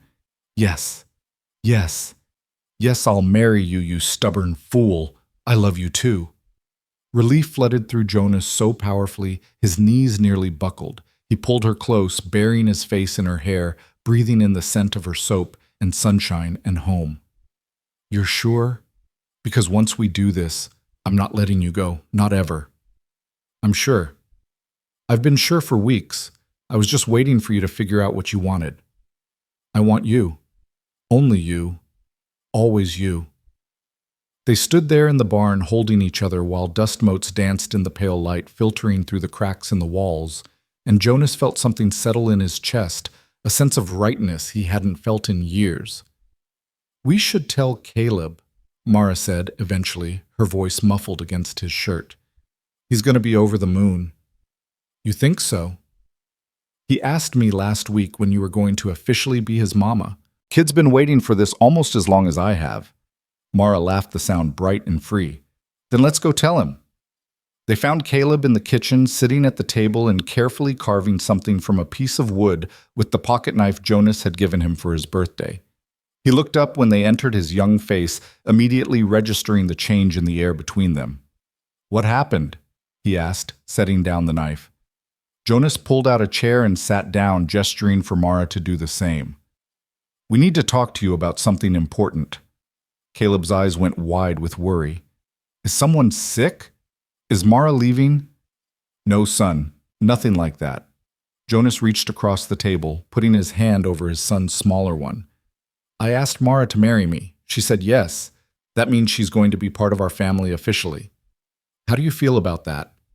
For a moment, Caleb just stared at them. Then his face split into the biggest smile Jonas had seen since before Sarah died. Really? You mean it? We mean it. Mara confirmed, her own smile matching his. So you're going to be my mama, like for real? If that's all right with you. Caleb launched himself out of his chair and threw his arms around Mara's neck. That's more than all right. That's the best thing ever. Mara hugged him back, tears streaming down her face again, and Jonas felt his own eyes burning. This moment, this family, this second chance at happiness was more than he'd ever thought he deserved. But here it was anyway, gift-wrapped in ordinary moments and everyday miracles. That night, after Caleb finally fell asleep talking excitedly about the wedding, Jonas and Mara sat together on the porch despite the cold. She was wrapped in blankets tucked against his side, his arm around her shoulders. When should we do it? Mara asked. The wedding, I mean. Whenever you want. Tomorrow, next month, next spring doesn't matter to me as long as it happens. Tomorrow might be rushing it. She laughed softly. But I don't want a long engagement. I've already lost too much time being afraid. How about December before the worst of the winter hits? Small ceremony, just us and whoever wants to come. That sounds perfect. She tilted her head up to look at him. Jonas, I need to tell you something. About me and Garrett. His arm tightened around her. You don't have to. I do. Because you deserve to know what you're getting into, what kind of wife I might be. She took a shaky breath. He hurt me, Jonas. Not just physically, though there was plenty of that, but he broke something in me. Made me feel worthless, like I was nothing without him. And sometimes even now I hear his voice in my head telling me I'm not good enough, that I don't deserve happiness. Mara, let me finish, please. She waited until he nodded. I'm terrified of being married again. Terrified that one day you'll wake up and see me the way he did, as something to own and control. I know you're not him, I know that in my head, but my heart doesn't always listen to logic. So there are going to be times when I'm difficult, when I flinch at nothing, when I need space or reassurance or both at the same time. And I need to know if you can handle that. Jonas was quiet for a long moment, choosing his words carefully. I can't promise I'll always do or say the right thing. I'm going to make mistakes, probably hurt you without meaning to, just by being clumsy with my words or actions. But I can promise you this, I will never ever make you feel small. I will never try to control or own you. You're not property, Mara. You're my partner, my equal. And if you need space, you take it. If you need reassurance, you ask for it. We'll figure it out together one day at a time. What if I can't be what you need? You already are what I need, exactly as you are scars and all. He kissed the top of her head. We're both broken, Mara. But maybe that's okay. Maybe broken things fit together better because they understand each other's sharp edges. She was crying again, but quietly this time tears of relief rather than pain. How did I get so lucky to find you? I ask myself the same thing every day. They sat together as the temperature dropped and stars emerged overhead, talking about the future in careful, hopeful terms. They discussed the wedding, who to invite, what to wear, whether to have it at the ranch or in town. They talked about spring planting and whether to get more chickens. They made plans for teaching Caleb more reading and arithmetic. Ordinary conversations about an ordinary life that felt anything but ordinary to two people who'd both given up on happiness. The next morning, Jonas rode into Bitter Creek to talk to the preacher and spread word of the wedding. Mrs. Fletcher nearly bowled him over with enthusiasm when she heard the news. I knew it, she crowed, slapping the counter of her store. The moment I saw you two together, I knew you were meant for each other. Oh, this is wonderful news, Mr. Creed. That girl deserves some happiness after everything she's been through. She does, Jonas agreed, which is why I wanted to ask if you'd help with the arrangements. I don't know much about weddings, and Mara doesn't have any family to help her. I'd be honored. We'll make it beautiful, Mr. Creed. Small, but meaningful. Leave it to me. True to her word, Mrs. Fletcher took charge with the efficiency of a military general. She recruited other women from town to help with food and decorations. She found a seamstress to alter one of her own old dresses for Mara to wear. She organized everything down to the smallest detail, leaving Jonas to focus on making sure the ranch was ready for guests. The weeks leading up to the wedding passed in a blur of activity and anticipation. Jonas found himself whistling while he worked something he hadn't done in years. Caleb was so excited he could barely sit still, constantly asking how many more days until Mara was officially his mama. And Mara herself seemed to glow with a happiness that made her almost unrecognizable from the broken woman who'd stumbled to their door 5 months ago. But not everything was smooth sailing. One afternoon, about a week before the wedding, Jonas came in from checking on a sick cow to find Mara sitting at the kitchen table, staring at nothing, her face pale and drawn. "What's wrong?" he asked immediately. She looked up and he saw fear in her eyes. "I can't do this." His heart dropped. "Can't do what?" "Get married. I thought I could, but I can't. Every time I think about standing up in front of people and making vows, all I can hear is Garrett's voice. All I can see is the last time I was a bride, how hopeful I was, how stupid." Her voice was rising, panic threading through it. "What if this turns out the same way? What if I'm making another mistake?" Jonas crossed to her, knelt down beside her chair. "Look at me." When she did, he took her hands. "This isn't the same. I'm not him. What we have isn't what you had with Garrett." "But how do you know? How can anyone know what the future holds?" "We can't. But that's true for everything in life. You could step outside and get kicked by a horse tomorrow, or I could get thrown from the fence and break my neck. We can't control what happens, Mara. All we can control is who we choose to face it with." "I'm so scared," she whispered. "I know, so am I." He squeezed her hands. "But I'm more scared of living without you than I am of the risk of being with you. Doesn't that count for something? What if I can't be a good wife? What if I'm too broken? Then we'll be broken together." He stood pulling her up with him and into his arms. "Listen to me. We don't have to get married if you're not ready. We can wait. We can just keep living like we are now. I don't need a piece of paper to know you're mine and I'm yours." "But Caleb will understand. He just wants us to be happy. The timeline doesn't matter." Mara pulled back to look at his face. "You'd really wait, even though everything's already planned." "I'd wait forever if that's what you needed." She studied him for a long moment, and gradually the panic in her eyes faded, replaced by something calmer. No, I don't want to wait. I'm having a moment. A bad one. But it'll pass." "You sure?" "I'm sure." She managed a weak smile. "Sorry for scaring you." "You didn't scare me." "Well, maybe a little, but that's okay. We're allowed to be scared sometimes. Even you." Especially me. I'm terrified most days, just good at hiding it. That earned him a real smile.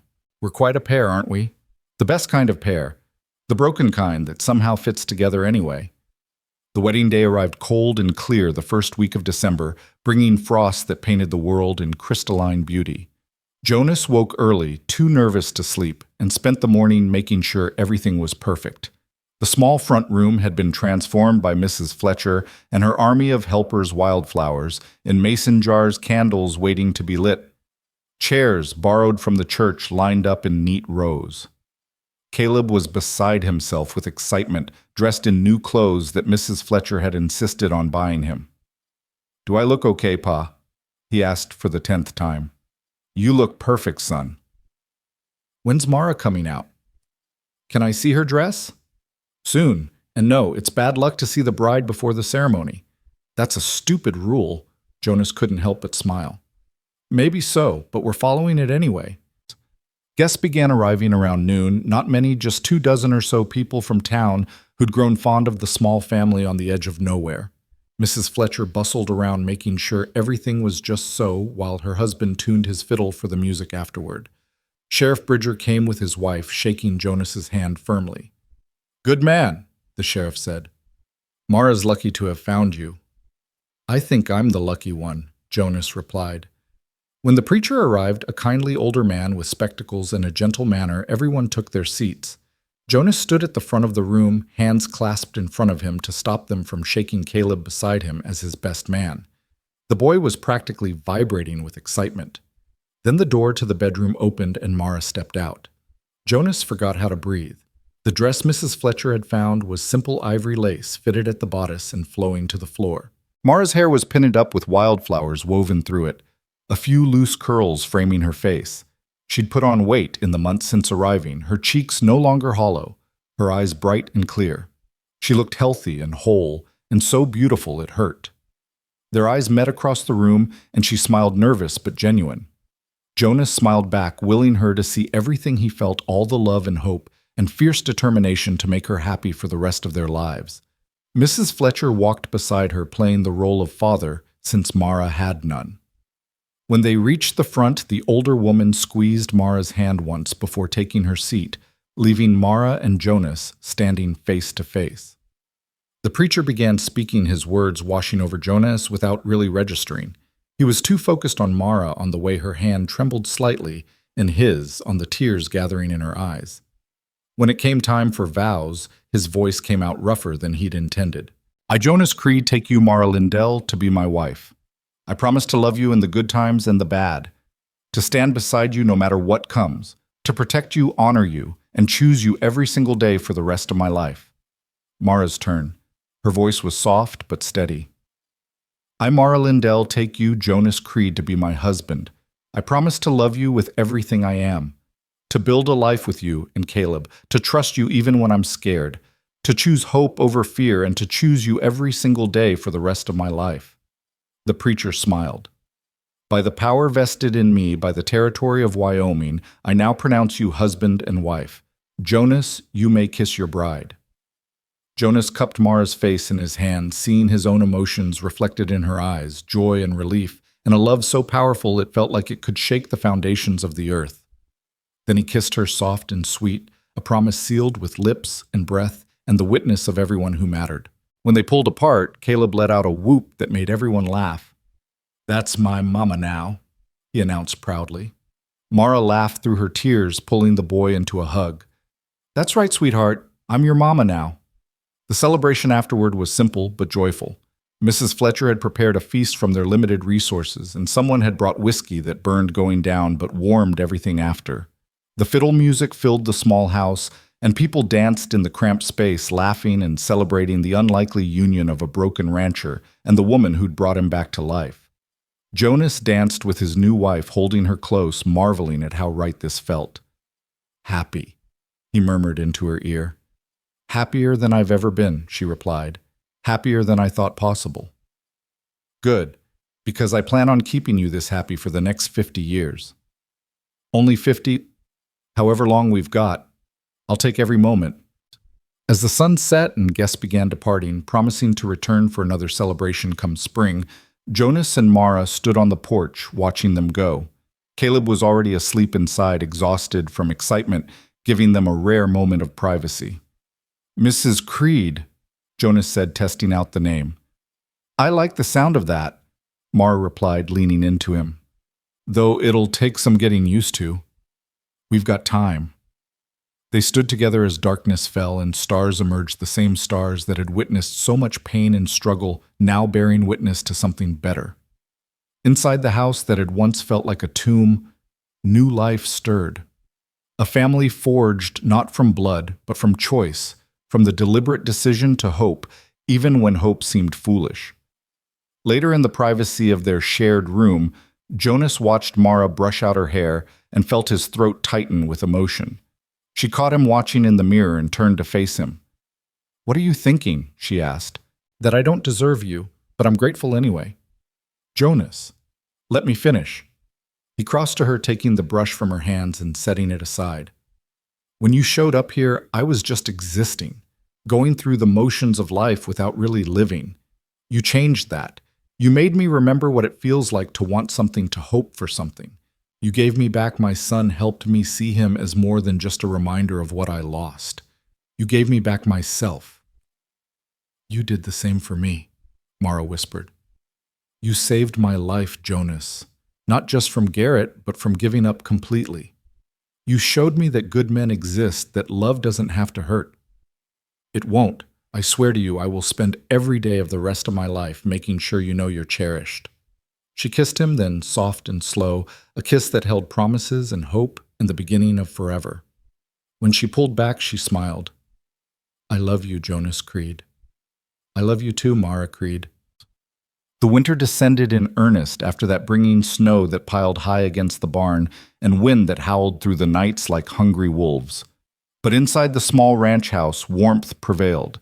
Jonas and Mara fell into the rhythm of married life, learning each other's patterns and quirks, navigating the small conflicts that arose and resolving them with patience and compromise.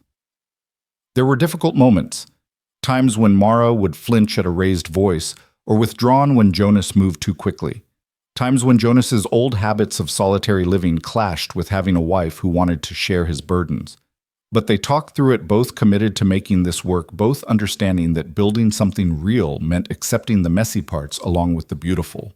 Caleb thrived under the attention of two parents, his personality blossoming in ways Jonas had never imagined. The quiet, withdrawn boy became chatty and curious, asking endless questions and laughing easily. He called Mara Mama without hesitation, and Jonas saw no confusion in his son's eyes about what that meant.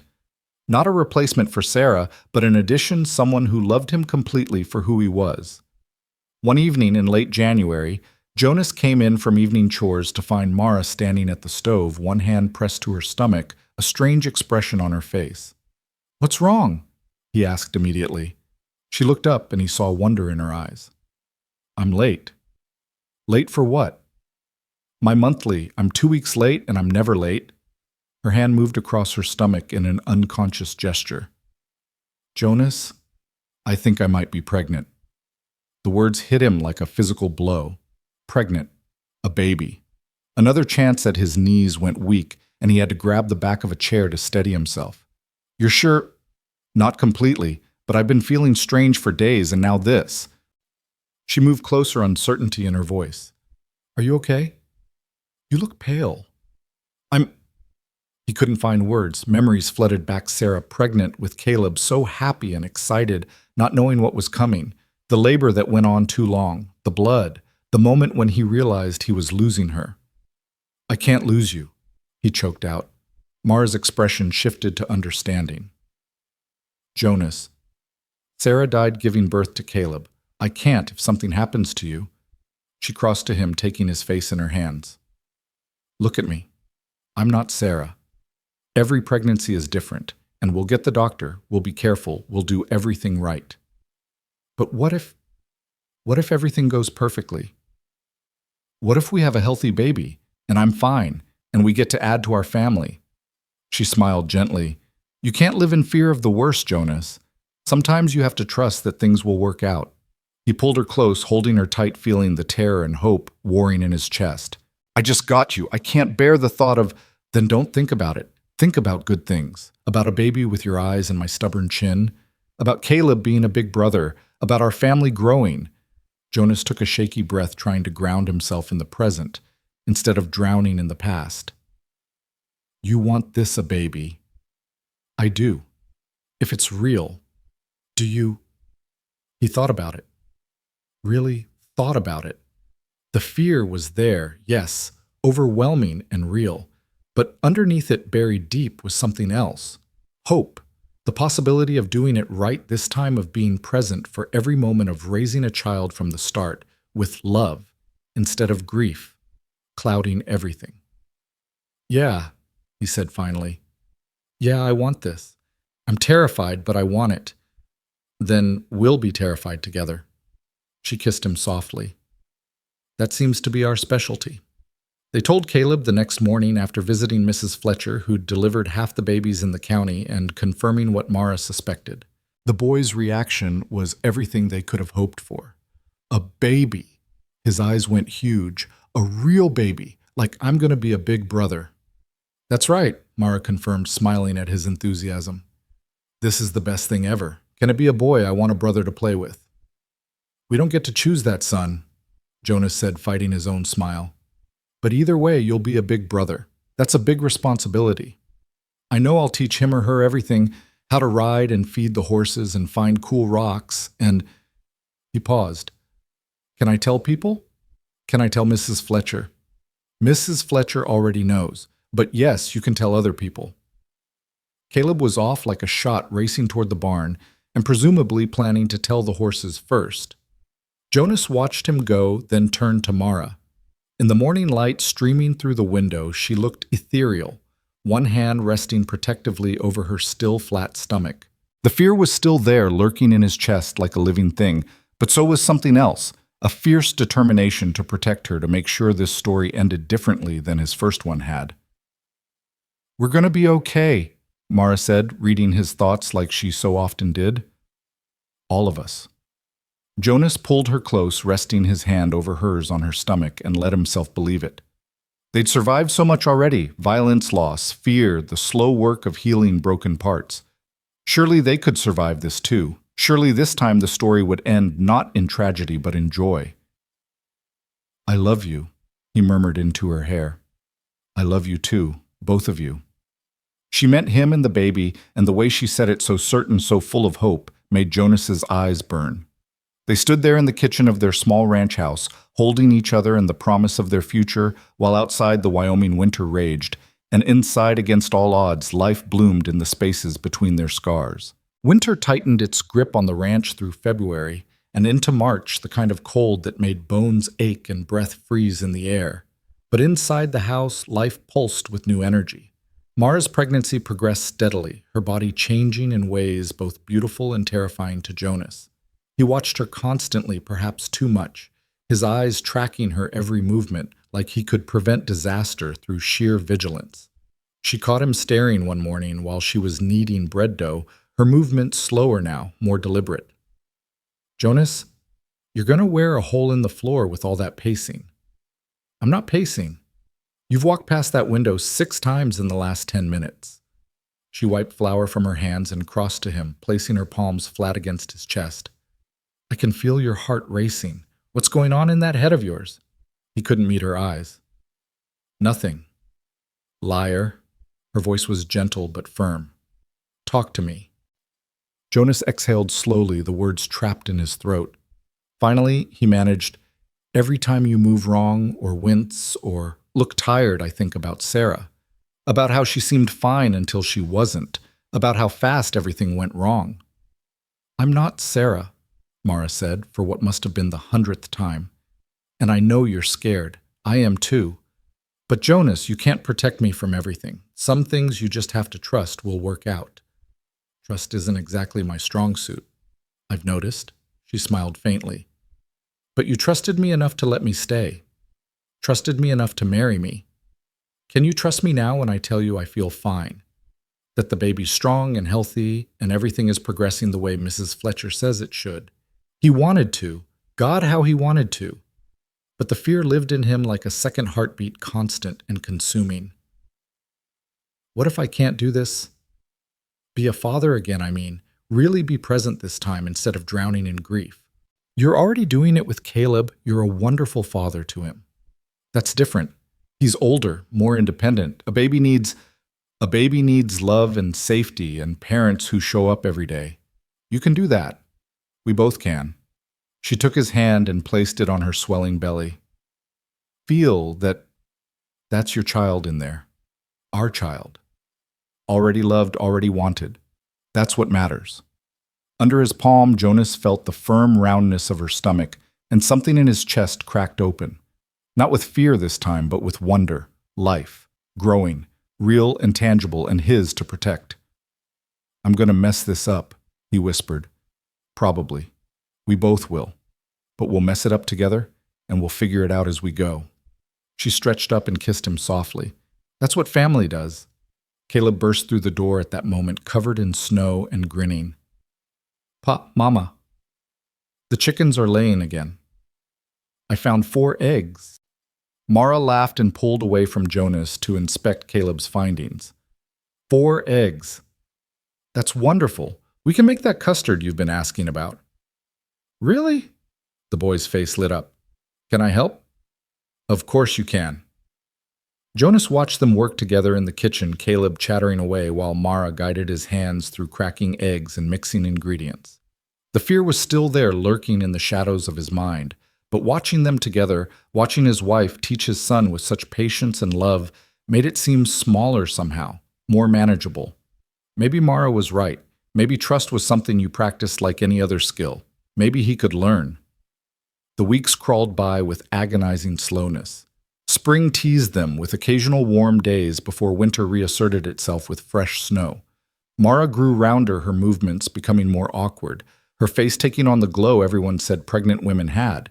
She complained about her back aching and not being able to see her feet, but she smiled through most of it, her hand constantly resting on her belly as if reassuring the baby inside that everything was all right. Jonas threw himself into preparing for the birth with the intensity of a man going to war. He reinforced the bedroom where Mara would deliver, making sure there were no drafts. He stocked up on clean linens and supplies Mrs. Fletcher said they'd need. He rode into town weekly to check in with the doctor, making sure the man would be available when the time came. He did everything he could think of to create a fortress against the things that could go wrong. One evening in late April, with the last of the snow finally melting and the first green shoots pushing through the earth, Mara found him in the barn reinforcing a stall that didn't need reinforcing. She stood in the doorway, one hand on her lower back, watching him work with an expression he couldn't quite read. Jonas. He looked up immediately, alert. What's wrong? Is it the baby? Are you? Nothing's wrong, but I need you to stop. He set down the hammer, confused. Stop what? This. She gestured around the barn. All of this obsessive preparing and worrying and trying to control everything. You're driving yourself into the ground and you're driving me crazy watching you do it. I'm just making sure you're just trying to prevent something you can't prevent. She moved closer, her swollen belly making her waddle slightly. If something's going to go wrong, it'll go wrong no matter how many boards you nail down or supplies you stock up on. And if everything's going to be fine, all this worry is wasted energy. Jonas felt something hot and defensive rise in his chest. So I'm just supposed to do nothing, just sit around and hope for the best. No, you're supposed to live, be present, enjoy these last few weeks before everything changes. Her voice softened. Jonas, I know you're scared, but your fear is making you miss what's happening right now. Caleb asked me yesterday if you were angry with him because you barely talk anymore. You're so wrapped up in your own head. The words hit like a physical blow. He thinks I'm angry with him. He's 9. He doesn't understand why you're suddenly distant. And neither do I, really. I thought we were in this together, but lately it feels like you're carrying everything alone and shutting us out. Jonas sat down heavily on a hay bale, the truth of her words settling over him like a weight. She was right.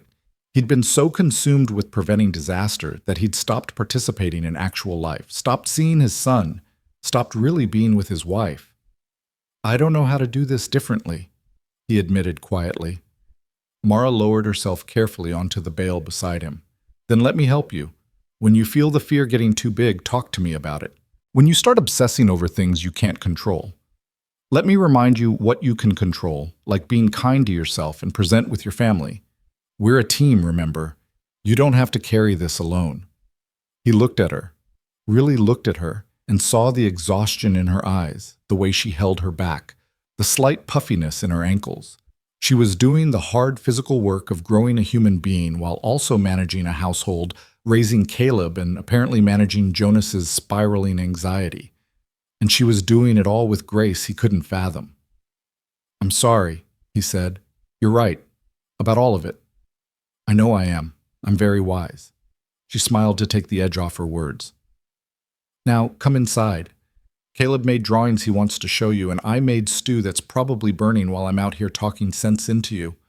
Jonas stood and helped her up, tucking her against his side as they walked back to the house. How do you do it? He asked. Stay so calm when everything's about to change. Who says I'm calm? I'm terrified. But I decided a long time ago that I wasn't going to let fear steal my joy anymore. I spent too many years with Garrett, living in constant terror. I won't do that again, not even for good reasons. She squeezed his hand. Every day I get with you and Caleb is a gift. The baby's a gift too. I'm not going to waste it worrying about what might go wrong. Wish I had your faith. You don't need faith. You just need to be here, now. That's enough. They spent that evening truly together for the first time in weeks. Jonas looked at Caleb's drawings, elaborate sketches of horses and barns, and a family of stick figures labeled Pa, Mama, Caleb, and Baby. They ate Mara's stew, which wasn't burned after all. They sat together on the porch as the sun set Caleb between them all. Three watching the sky turn colors and listening to the first crickets of spring. This is nice, Caleb said sleepily. I like when we're all together like this. Me too, buddy. Jonas ruffled his son's hair. Sorry I've been distracted lately. It's okay. Mama said you're just worried about the baby. She's right, but that's no excuse for not paying attention to you. He pulled the boy closer. You're important too. The most important, in fact. What about Mama? She's important too, and the baby. You're all important. Caleb considered this seriously. So we're all most important. Exactly. That doesn't make sense, Pa. Mara laughed, the sound bright in the gathering dusk. Welcome to family life, sweetheart. Nothing makes sense, but somehow it all works out. May arrived with warmth and wildflowers, the prairie transforming from brown desolation into a carpet of color. Mara's due date approached, and Jonas felt the anxiety creeping back despite his best efforts to stay present. But this time he talked about it, shared it with Mara, instead of letting it consume him in silence. She listened patiently, never dismissing his fears, but also never letting them control their days. Mrs. Fletcher came by weekly now, checking on Mara's progress with the practiced efficiency of a woman who'd helped birth dozens of babies. Everything looks perfect, she'd announce each time. Baby's in the right position, Mama's healthy and strong. Should be a smooth delivery. Should be. Jonas clung to those words while also knowing they guaranteed nothing. The afternoon it happened, Jonas was in the north pasture fixing a section of fence that had been damaged by winter frost. Caleb was with him, handing him tools and chattering about a bird's nest he'd found. The day was warm, almost hot, the kind that made you believe summer was just around the corner. That's when they heard it, Mara's voice calling from the house, not panicked, but urgent. Jonas! He dropped the hammer and ran, Caleb racing beside him. They found Mara in the kitchen, one hand braced against the table, the other on her belly. Her dress was wet water pooling on the floor beneath her. It's time, she said, and despite the pain Jonas could see tightening her features, she was smiling. The baby's coming.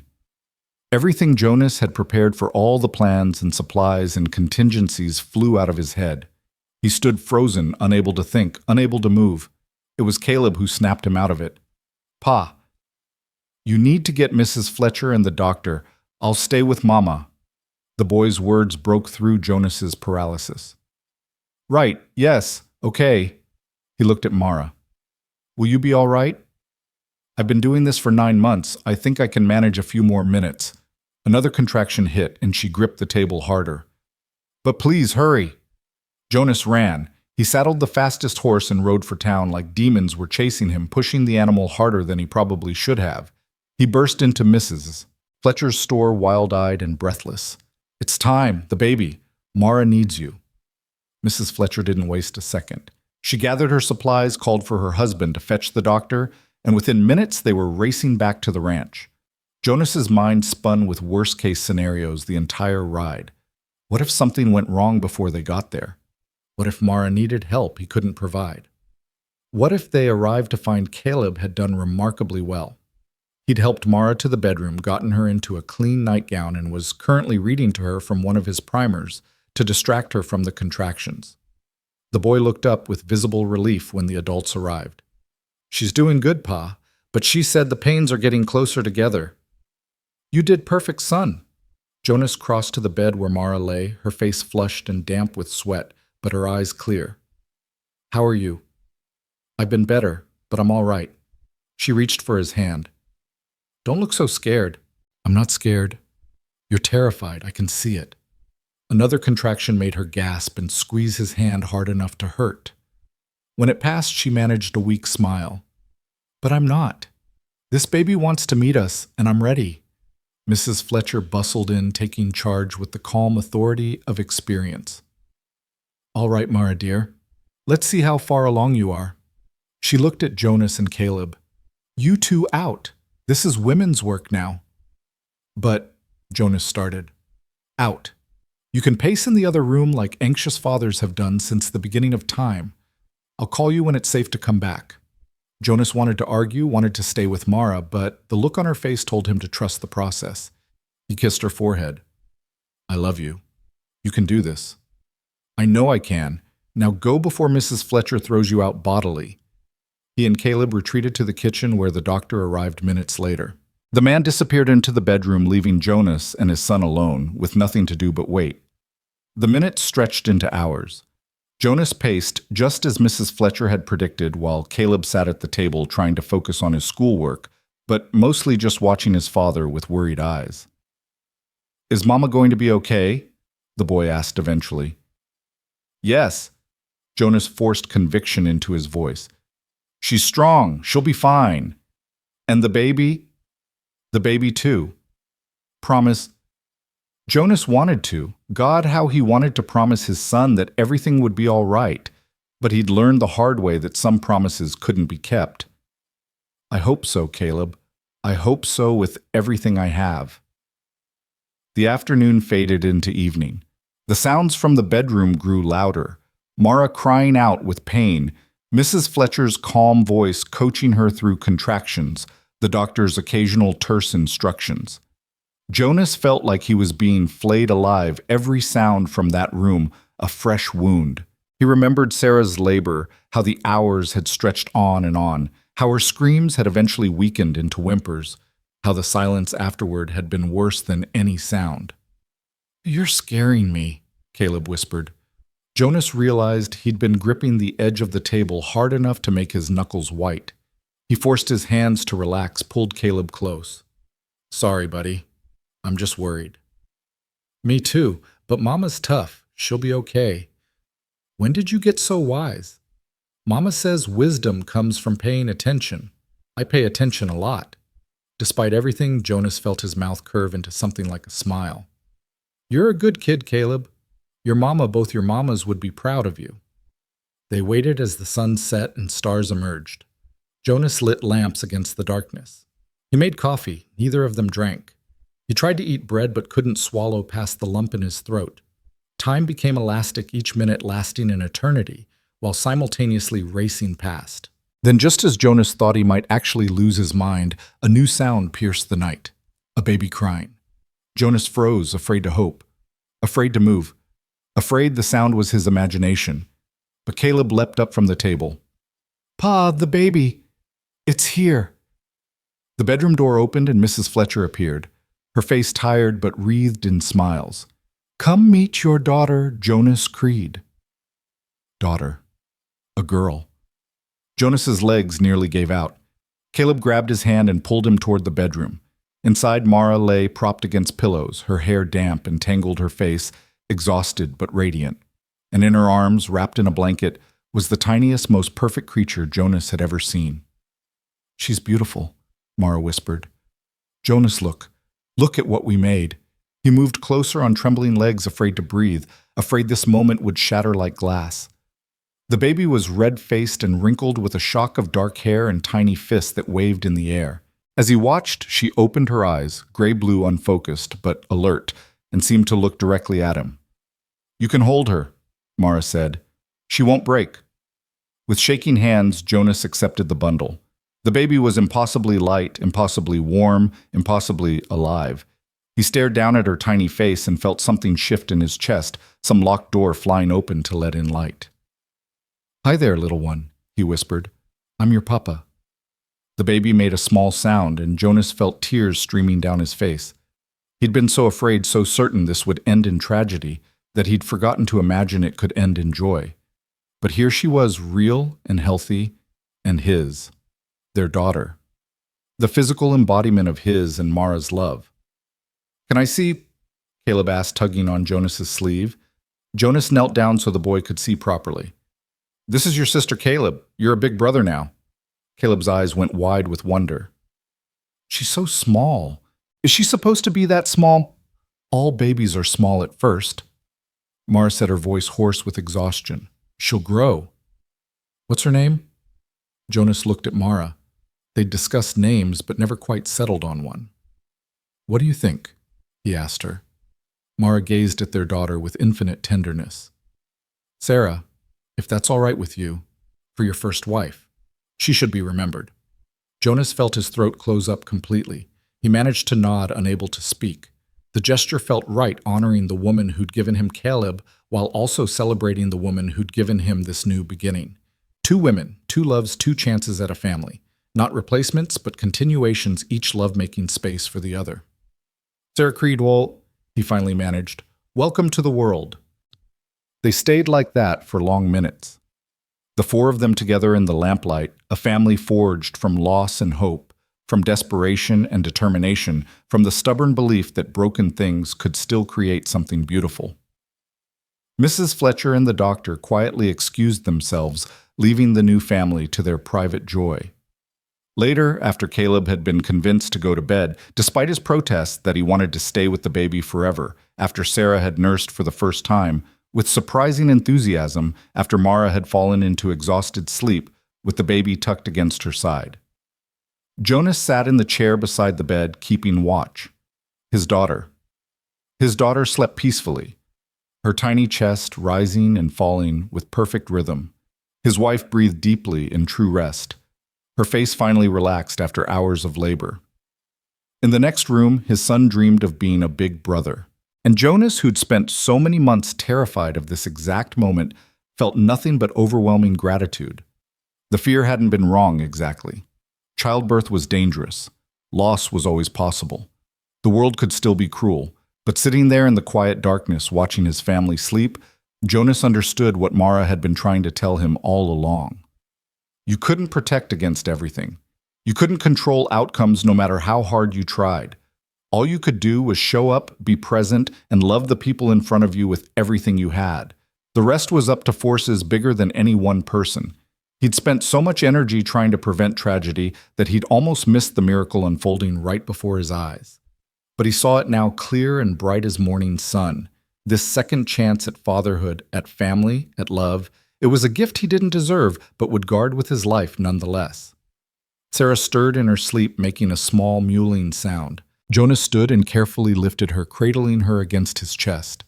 She was so light, so fragile, so impossibly precious. He walked to the window, showing her the star-filled Wyoming sky. "You're going to love it here," he whispered to her. "We've got wide open spaces and big skies. Your brother to teach you about rocks and horses. Your mama to teach you to be strong and brave. And me?" He paused, voice thick. "I'll do my best to teach you what really matters. That family is everything. That love is always worth the risk. That even when life breaks you into pieces, you can put yourself back together into something new." The baby yawned, completely unimpressed by his wisdom. Jonas laughed softly. You're right. That's all too heavy for now. For now, you just need to be loved. And little Sarah, you are so, so loved. Behind him, Mara stirred. Jonas, is everything all right?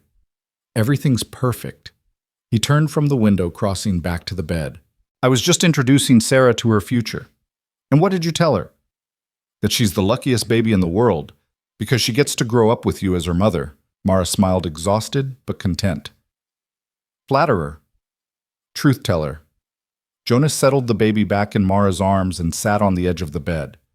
Thank you, for her, for Caleb, for giving me a reason to believe in good things again. We gave each other that, Mara corrected.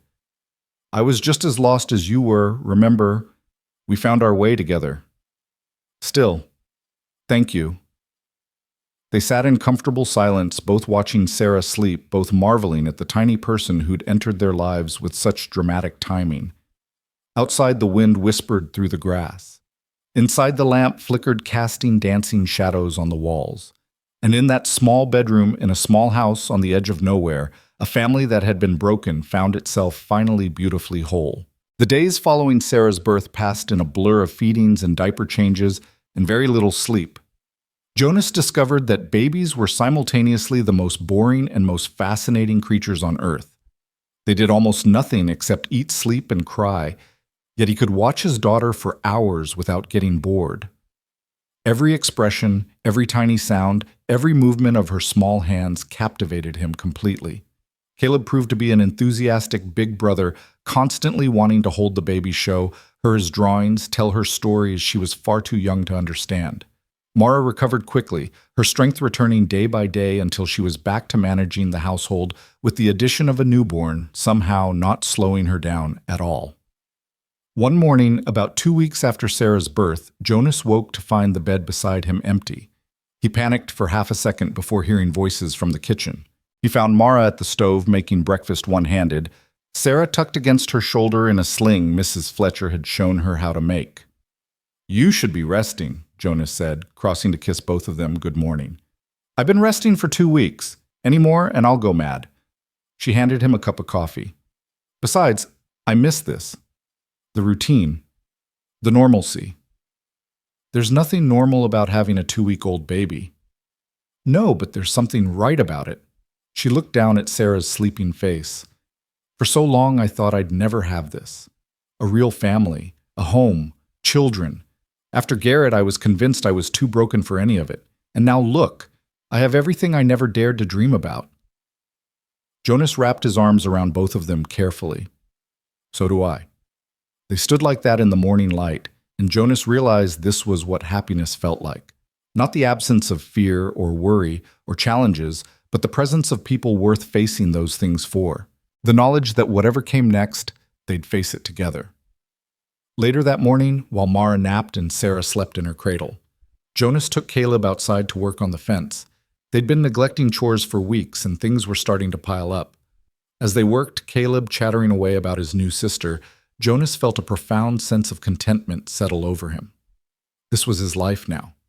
Not perfect, not without challenges, but real and good and his. A wife who loved him despite his flaws. A son who was growing into a fine young man. A daughter who represented hope and new beginnings. A ranch that might never make them rich, but gave them purpose and stability. He'd survived loss. Survived war. Survived years of just going through the motions without really living. And somehow, impossibly, he'd found his way back to life itself.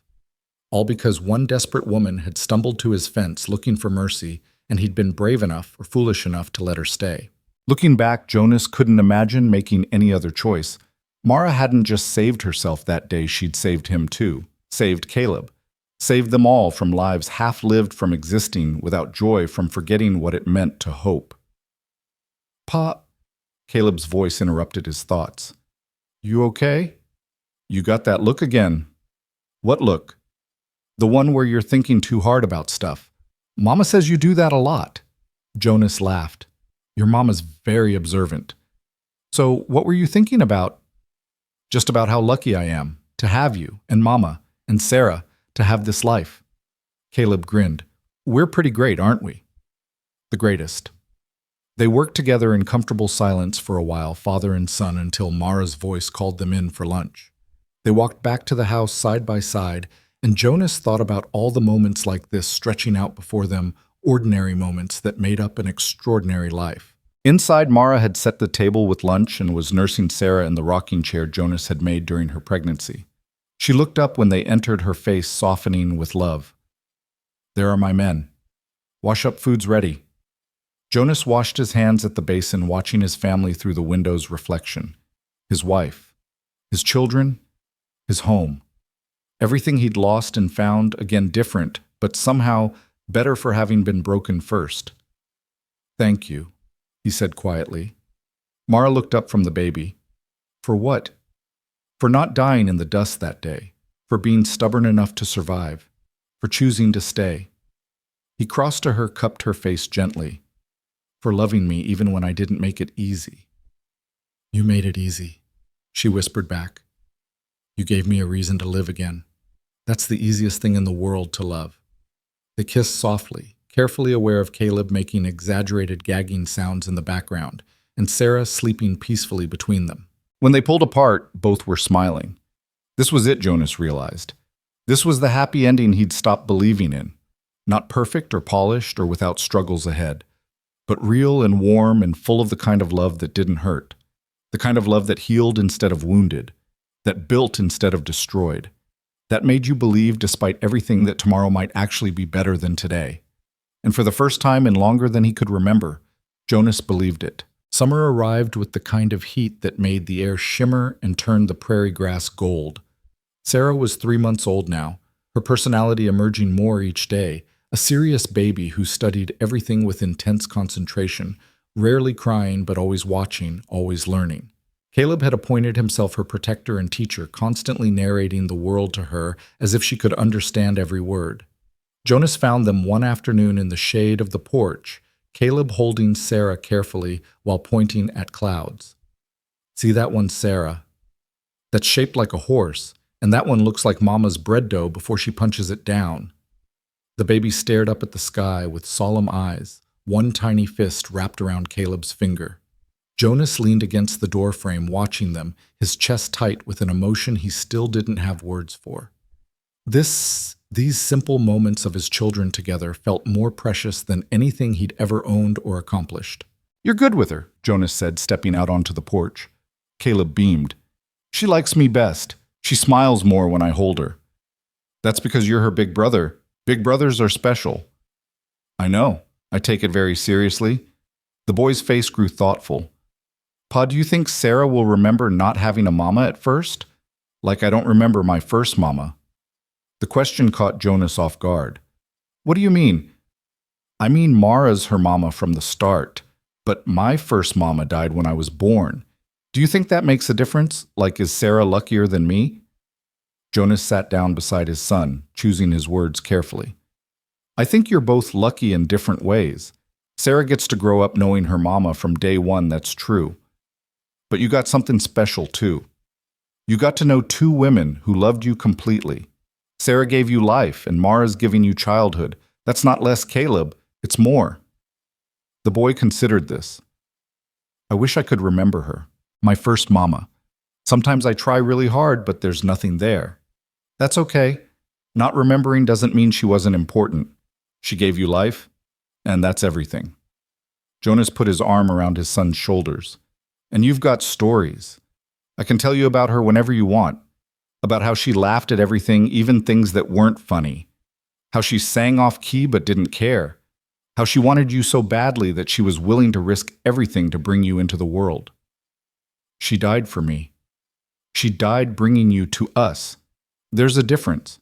She didn't choose to die, Caleb, but she did choose to love you so much that she was willing to face that risk.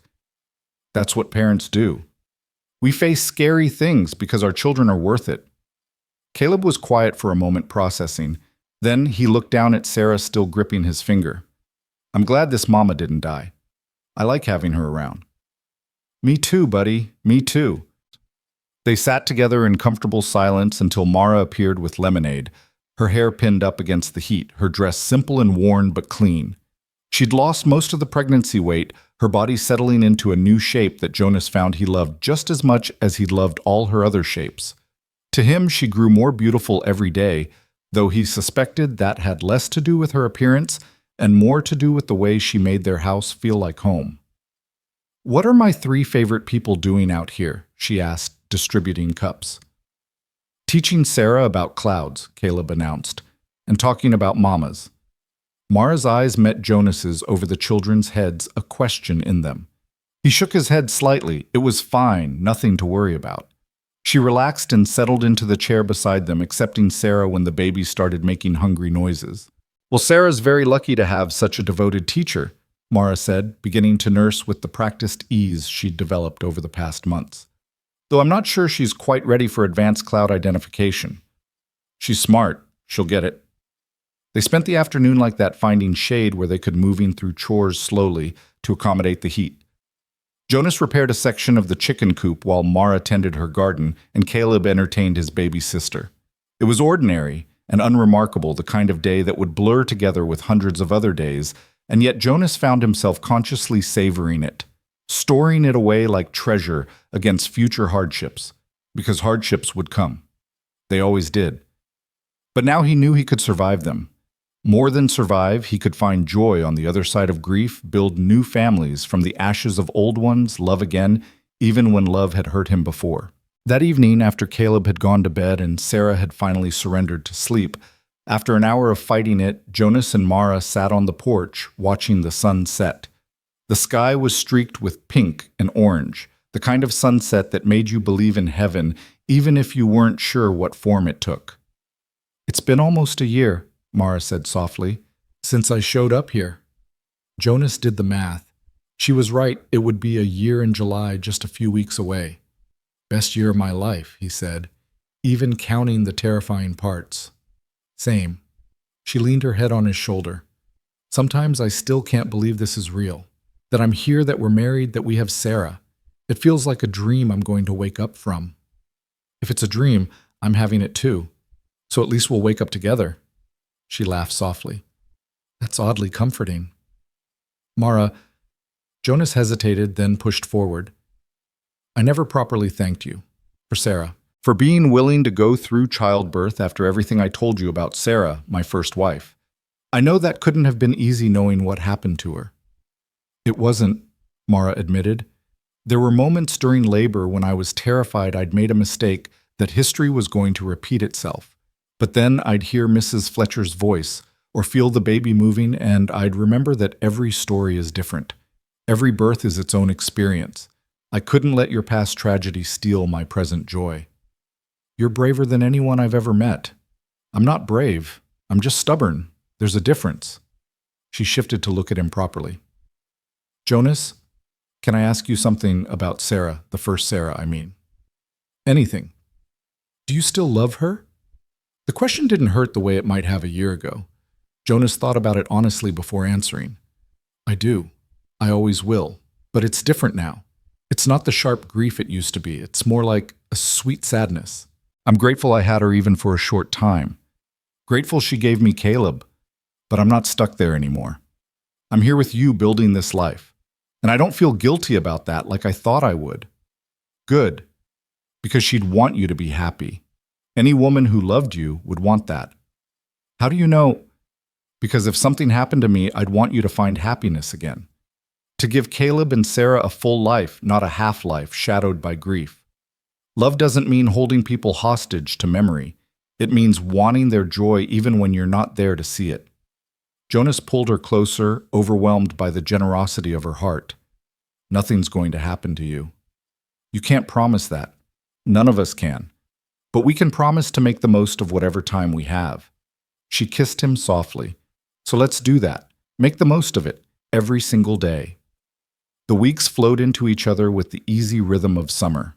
They worked hard during the cooler morning hours, rested during the brutal afternoon heat, and came alive again in the evenings when the temperature dropped. The ranch prospered in small ways. The garden yielded vegetables that Mara preserved for winter. The chickens laid prolifically. The horses stayed healthy and strong. They weren't getting rich, but they had enough, and enough felt like abundance after years of barely scraping by. One morning in late July, Jonas was in the barn when he heard hoofbeats approaching. His hand went instinctively to the rifle propped against the stall, old habits dying hard. But when he stepped outside, he saw it was just Mrs. Fletcher in her wagon, accompanied by a younger woman Jonas didn't recognize. "Morning, Mr. Creed," Mrs. Fletcher called, pulling the wagon to a stop. "Is Mara around?" "In the house. Everything all right?" "Everything's fine. Just brought someone who wanted to meet her." She gestured to the young woman beside her, maybe 20 years old with dark hair and frightened eyes. "This is Emily. She's in a situation similar to what Mara was in last year." Understanding dawned. Jonas nodded slowly. "Come on, I'll get Mara." He found his wife in the kitchen with both children, Sarah in her arms, while Caleb practiced his letters at the table. She looked up when he entered, immediately reading something in his expression. "What's wrong?" "Nothing's wrong. Mrs. Fletcher's here with someone who needs help. Someone like you were." Mara's eyes widened. "Oh." She handed Sarah to Jonas and smoothed her dress. "I should go talk to her." Jonas watched through the window as Mara approached the wagon. He saw the moment the frightened young woman saw hope flicker across the girl's face. They talked for several minutes, Mara's body language open and welcoming, before all three women headed into the house. "Pa, who's that lady?" Caleb asked, abandoning his letters to press his face against the window. "Someone who needs help, just like Mama did when she first came here." "Is she going to stay with us too?" "Nobody, but we're going to help her find somewhere safe to go." They kept the children occupied while Mara, Mrs. Fletcher, and Emily talked in low voices around the kitchen table. Jonas couldn't hear most of it, but he caught fragments: a husband who drank, enraged bruises hidden under long sleeves, a desperate escape in the middle of the night. A familiar story, one that made his jaw clench with anger at the kind of men who thought they owned their wives like property. After an hour, Emily left with Mrs. Fletcher, heading to another ranch where a childless widow had agreed to take her in and give her work. But before she went, she stopped to talk to Mara one more time. "Thank you," Jonas heard her say, "for showing me it's possible to get away and build something new. You gave me hope." Mara hugged her fiercely. "You're going to be okay. It won't be easy, but you're strong enough, and you're not alone. There are more of us than you think, women who got out, who rebuilt. We look after each other." After they left, Mara stood on the porch for a long time, staring after the wagon. Jonas joined her, Sarah in his arms, waiting for her to speak first. "I'd forgotten what it felt like," she finally said.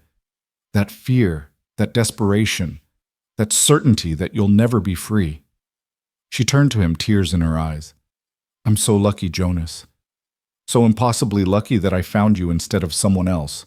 That you were kind when you could have been cruel. That you gave me a chance when you could have sent me away. I'm the lucky one. You brought life back to this place. To me. We saved each other." She wiped her eyes. "I want to do more. Help more women like Emily, like I was. There are so many of them, Jonas. So many trapped and hurting and thinking there's no way out. Then we'll help them, however we can." "You mean that—" "Of course I mean it. This house has room. Our table can squeeze in a few more. And if someone needs a place to catch their breath and figure out their next step, we can provide that." Mara threw her arms around him, careful not to crush Sarah between them. "Have I mentioned lately that I love you?" "Not in the last few hours." "I love you so much it scares me sometimes. The feeling's mutual." They did help more women over the months that followed. Not many, maybe one every few weeks, sent by Mrs. Fletcher or other women in the network that existed quietly beneath the surface of territorial life. Some stayed just a night or two before moving on. Others lingered for a week, helping with chores while they figured out where to go next. A few became friends, women who wrote letters after they'd settled elsewhere, sharing their small victories and hard-won independence. Caleb learned not to ask too many questions when a strange woman appeared at dinner, and Sarah was too young to care. But Jonas saw how it changed Mara, giving her purpose beyond just caring for her own family. She threw herself into helping these women with the same fierce determination she'd applied to surviving her own escape. She listened to their stories, shared her own, gave advice when asked, and silent support when that's what was needed. One evening, after a particularly difficult woman had left one whose bruises had been so severe, Jonas had wanted to track down her husband and introduce him to frontier justice. Jonas found Mara crying quietly in their bedroom. "What's wrong?" he asked, sitting beside her on the bed. "Nothing's wrong. I'm just overwhelmed sometimes by how many there are, women suffering, and we can only help a few. The rest—" She trailed off, wiping her eyes. "The rest are still trapped. You can't save everyone, Mara." "I know, but I want to. Every time I see one of them, I remember being her, feeling that hopeless. And I want to tell her it gets better, that life on the other side of escape is worth the terror of running. But sometimes I wonder if I'm giving false hope. Not everyone gets as lucky as I did." Jonas pulled her close. "You're not giving false hope. You're giving real hope. Look at you. A year ago, you were half dead at my fence. Now you're healthy and safe and loved. You're living proof that escape is possible, that happiness after horror exists. That's not nothing. What if something happens to us? What if I lose this? Then you'll survive it because you're strong enough to survive anything. But Mara, you can't live in fear of losing what you have. You taught me that. Remember, you have to trust that good things can last." She nodded against his shoulder, slowly calming. "You're right. I'm being foolish. You're being human. It's allowed." They sat together in the quiet of their room, and Jonas thought about how far they'd both come, from two people barely surviving to a partnership that not only thrived, but helped others thrive. It wasn't the life he'd imagined when Sarah first died and left him alone with a newborn. It wasn't even the life he'd imagined when Mara first collapsed at his fence, but it was better than anything he could have planned. Autumn came, painting the prairie in shades of amber and rust. Sarah was sitting up now, babbling nonsense that Caleb insisted was actual communication.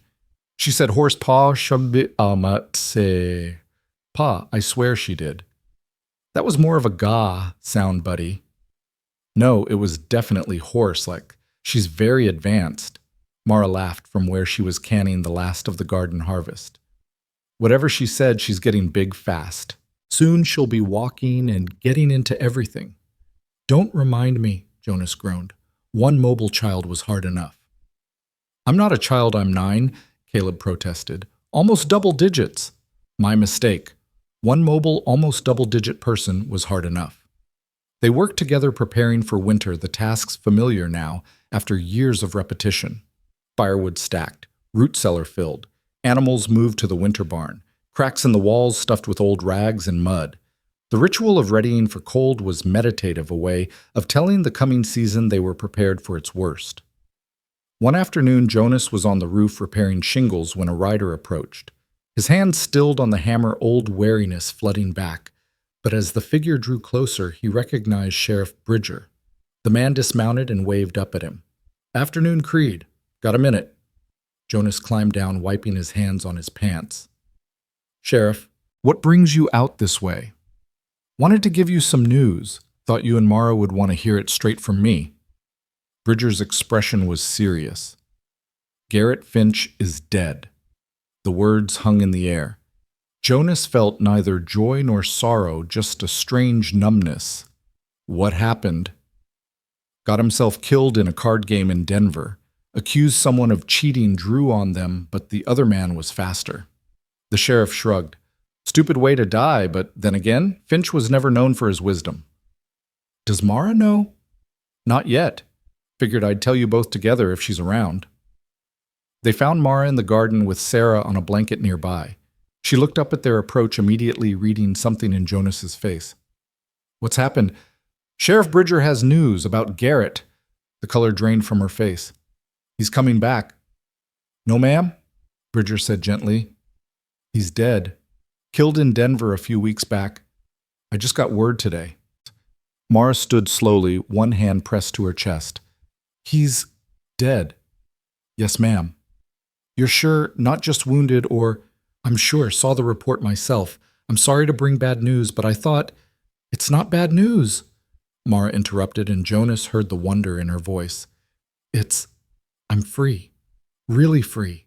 He can't come back. Can't find me. Can't hurt me ever again." She started laughing, the sound edged with something slightly hysterical. He's dead.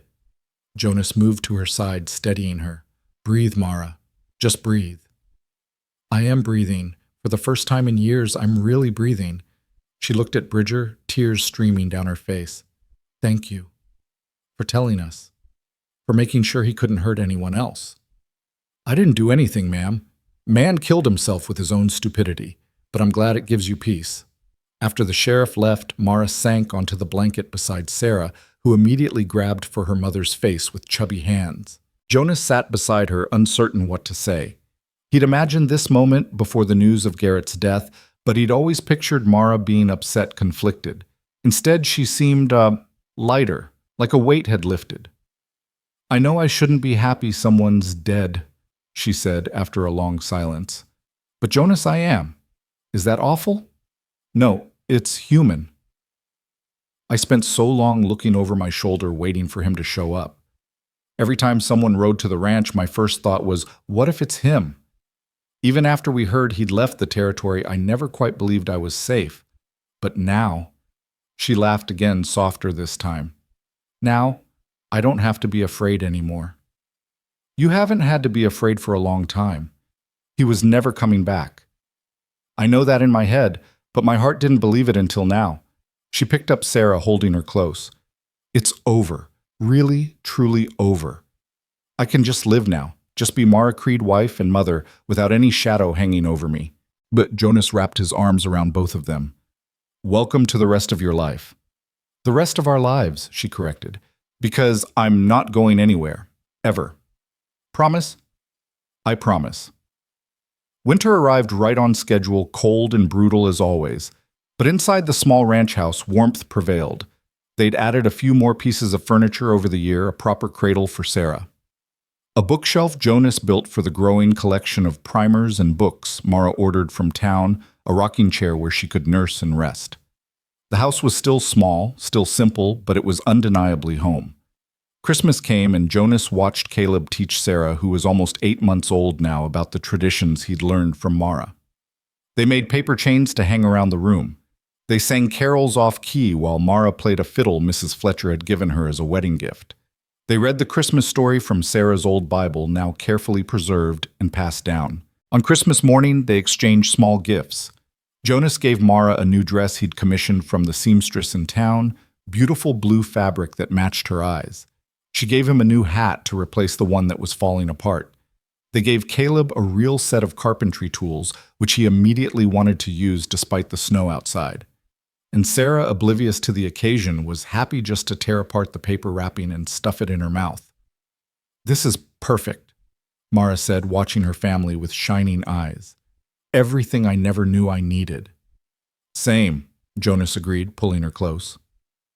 That afternoon after Christmas dinner and before the early winter darkness fell, Jonas stood on the porch looking out at his land. The fence he'd repaired countless times, the barn he'd rebuilt after a storm, the garden plot waiting under snow for spring, the path worn down by daily walks to the well. Every inch of this place held memory now, some painful, most beautiful, all precious. Mara joined him, wrapped in a thick shawl Sarah bundled against her chest. What are you thinking about? About how different this is from last Christmas, how much can change in a year. Everything changed. We changed. For the better. Definitely for the better. She leaned against him. Jonas, do you ever think about the future? Where we'll be in 5 years, 10 years? Sometimes. Why? I just want to make sure we're building toward something, that we're not just surviving day to day. Jonas considered this. I think we're building exactly what matters. A family, a home, a life where people feel safe and loved. What else is there? Nothing, I suppose. It just feels almost too good. Like I keep waiting for the other shoe to drop. There's no other shoe, Mara. This is just life. The good kind, where happy endings exist and stick around. He turned to face her fully. You don't have to be afraid of losing it. Even if something did happen, which it won't, you'd still have had this time, this happiness. No one can take that away. When did you get so wise? I'm not wise. I just finally learned to trust good things. He kissed her forehead. You taught me that. They stood together as the sun set, painting the snow-covered landscape in shades of pink and purple. Caleb was inside, probably already carving something with his new tools, despite being told to wait until morning. Sarah was asleep, her tiny body warm and trusting against her mother's chest. And Jonas felt a peace so profound it almost hurt.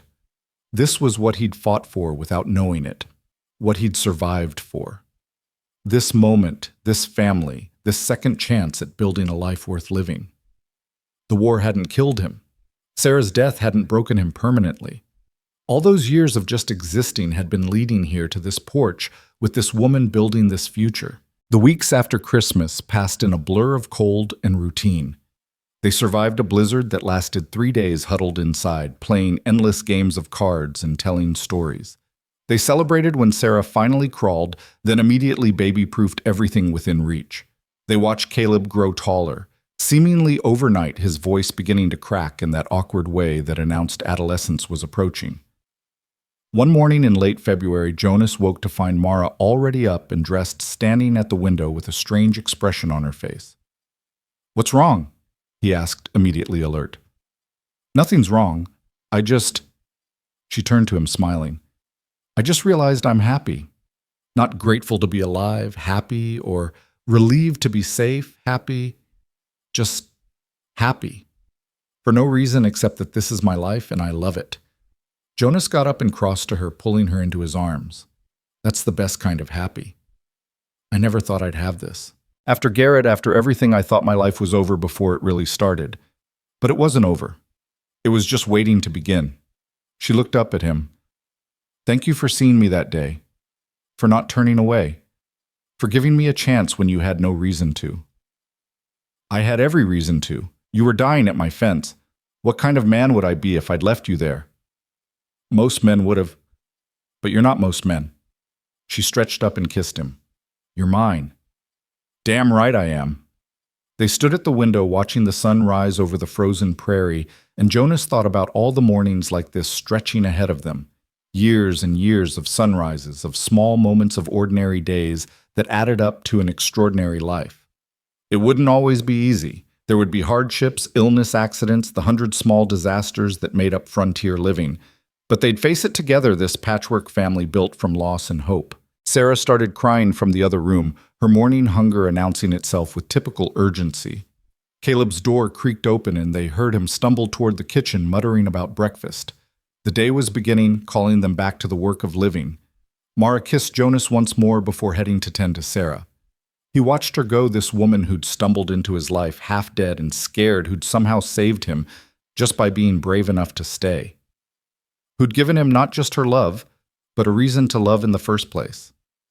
He told himself for years after Sarah's death that he was done with love, done with risking his heart. But the heart was stubborn, he'd learned. It kept beating, kept hoping, kept reaching for connection, even when connection seemed impossible. And sometimes, if you were very lucky, it found exactly what it needed in the most unexpected places. Jonas headed into the kitchen where his family was gathering Caleb, already sneaking bites of bread, while Mara nursed Sarah and started coffee one-handed with the ease of practice. They looked up when he entered, all three of them, and smiled. His people, his purpose, his proof that life could surprise you with joy even after it had wrecked you with sorrow. "Morning, Pa," Caleb said through a mouthful of bread. "Morning, son." Jonas ruffled his hair before crossing to kiss Mara and Sarah. "Morning, ladies." Sarah pulled away from nursing long enough to give him a gummy smile, then went right back to her breakfast. Mara laughed. "She's got priorities." "Smart girl." They moved through the morning routine with the comfortable efficiency of people who knew each other's patterns. Jonas made breakfast while Mara tended Sarah.